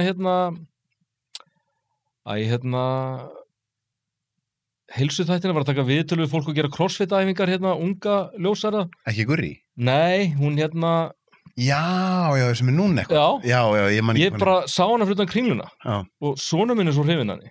Finnst þetta bara óbúslega vel gert og þetta er vel gert hjá henni. Hún er áhugaverð, hún er fersk, hún er að gera þetta skemmtilega. Og ég bara, heyrðu, þú ekki hún bara, jú, bara, heyrðu, takk. Bara takk fyrir að gera þetta vel. Einmitt. Og mér finnst alltaf svo gaman sko að sjá viðbröðin því hún svona, þú veist, vera svo skrítin. Já. En við eigum að gera meira. Já, 100%. 100%. Þú veist, ég sá strákin sem er að gera sprittið úr það var frétt í gær strák Blúmstín sem er að gera spritt úr matarafgöngum matarinn sem var að fara að henda og hann er að gera sótthreinsunarspritt. Og ég sá viðtalið hann í menningunni á RÚV daginn þar sem hann er að gera endurvinna plast. Þetta er bara þetta er vöru þróunargaur og félagi hans og þeir eru að gera óbúslega áhugaverða hluti. Hann var að borða niður á Hlemmundaginn og mér fannst bara nauðsynlegt að segja við hann, heyrðu, bara flott, áhugavert. Þetta er hárrétt sko. Ég geri þetta svolítið mikið út af því að mér finnst að skipta máli fyrir fólk að heyra þetta. Það gerir það sko. Því að ég held að hjálpi þeim og ég vil þá allavega eins og ég var að segja, þú verður að vera breytingin, þú verður að vera manneskjan, þú veist, þú getur ekki bara að vera að taka frá þessu fólki, þú getur ekki bara að vera að konsjúma. Þú verður að fara tilbaka og segja, heyrðu, takk. Ég er mynd með svona dæmi bara eins og þegar ég fór í viðtal til Snorra Björns í podcastan sko annar ungu maður sem að gera mjög skemmtilega. Ég tók langan tíma eftir viðtalið sem ég sagði bara Snorri, nei, sko, þú skilur ekki, þú veist, ég teki bara yfir 2000 viðtöl, þetta viðtal sem þú varst að taka með mig, það er bara mjög háum klassa. Ég veit það. Þú verður bara að vita að þú ert góður í þessu, skilur. Og ég fann það hvað honum þótti, hvað hann kunni mikið að með þetta, skilur. Og maður svona, maður horfður tilbaka, þá gerir maður ekki nóg að þessu, sko. Nei, mér finnst að við eigum að gera þetta. Já, bara absolutt. Því að sko, aftur út af smæðinni sem við erum í og þú veist, vörninni sem við förum í og við búum okkur til einhverja brynju og svona en og þú veist að tala um sko hvernig allt breytist eftir 2016 á mér. Það sem ég sé mest eftir er að vera til dæmis ekki að vinna með öllu þessu unga hæfileikaríka tónlistafólki sem við því að það sem gaf mér mest þegar ég var til dæmis með Sónar, það var kannski ekki endilega að vera að halda, þú veist, fá einhverju svona stór nöfn til að koma á DJ og svona, það var bara að sjá þetta unga fólk og þetta þennan kreatíva heim sem við búum í og hvernig við erum að búa til alveg ofboðslega áhugaverða kynslóð hvernig við erum einhvern veginn að halda og við verðum að halda sjá það eins og MC Gauta, kannski árun aðeins eldri en sko, sjáðu Bríett, GTRN hann Flóna þú veist, ég hlust á þetta og þetta, ég saknaði svo að geta ekki verið til staðar fyrir þau eins og ég kannski var með Sónar, við vorum að fara með fólk á milli landa, við vorum að fara með þau til Spánar þú veist, ég sakna þess svolítið, því að þetta er svo áhugavert, þetta er svo áhugaverið tímar og þetta er bara svo fallegt líka. Einmitt. Við erum búin að vera að fara svona af þessum viðtölu sem ég teki, við erum búin að fara dálítið vel yfir söguna þína og og svona bara að lokum að því að verið að spyrja fólk svona í lokin bara svona einhvern veginn hvað hefur maður lært á þessu allu og ég veit ekki okkur, ég er einhvern veginn að hugsa núna viðtal sem birtist í stundinni við mann sem að þú þekktir sem að fór og sildi út allan heim, mannsþættir þessu hann var að vinna í einhverju ráðuneyti sem einhver Einar Hannesson gamall, var mikill vinur minn í gamla daga. Ég las þetta að því talandi eitthvað svona ferðalag að þú settir þetta á Facebook og skrifaði mér falli orðum hann ég las viðtalið, hann dói fyrir mitt blessu þessi minning hans og ég las Greta bróður hans alveg las þetta viðtal og ég hugsaði mitt, vá, þetta er fallegt viðtal þetta er falleg saga Einar var alveg ofboðslega merkilegur maður og ég bara, þú veist, ég fæ alltaf svona gæsa á því að hugsa hann. Já, það var eitt orð sem að sata eftir í mér þegar ég var búin að lesta við þetta, það var æðruleysi. Já. Algjört æðruleysi, þannig að svona... Veist hvað Einar gerði þegar hann var orðinn fárveikur af krabbameini? Hann byggði sér sumarhús rétt hjá Ljósafossvirkjun upp í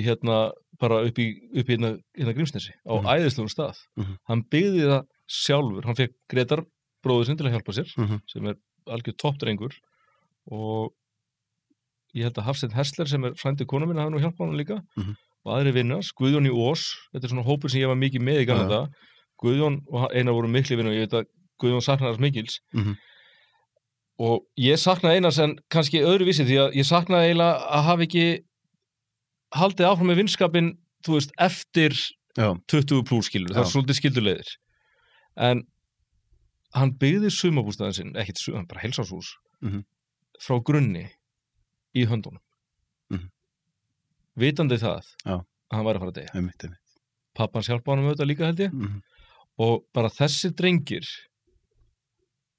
eru svo miklir bara, þetta er svo góðir menn og svo duglegir og Einar var bara svo merkilegur, hann var sérvendringur ofboðslegur sérvendringur og hann var rosalega hægrisinnaður í skoðunum og svona sko en hann var bara svo ofboðslega bara áhugaverður. Hvað ert þú núna eftir bara allt þitt ferðalag og allt það sem að þú hefur gert og gengið í gegnum? Hvað er bara, þú veist, hver er skilabóðin? Hvað er mikilvægast?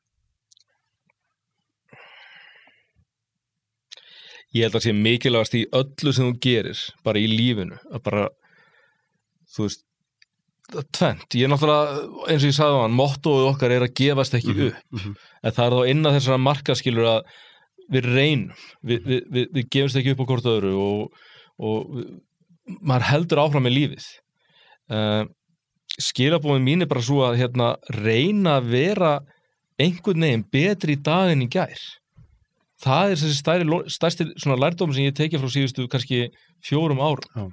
Ég fór aftur mjög hart inn í, þú veist, A-fræðin fyrir 2 árum síðan með hjálp góðs manns og ég fór og bað fullt af fólki afsökunar og reynda að sættast við menn og dýr, skilur ekki öll, ég reynd við sum og sum hafa ekki viljað sættast og þá það bara þannig. En svo gengur. Já, en en ég bara held að lífið sé líka bara hægt að byrja.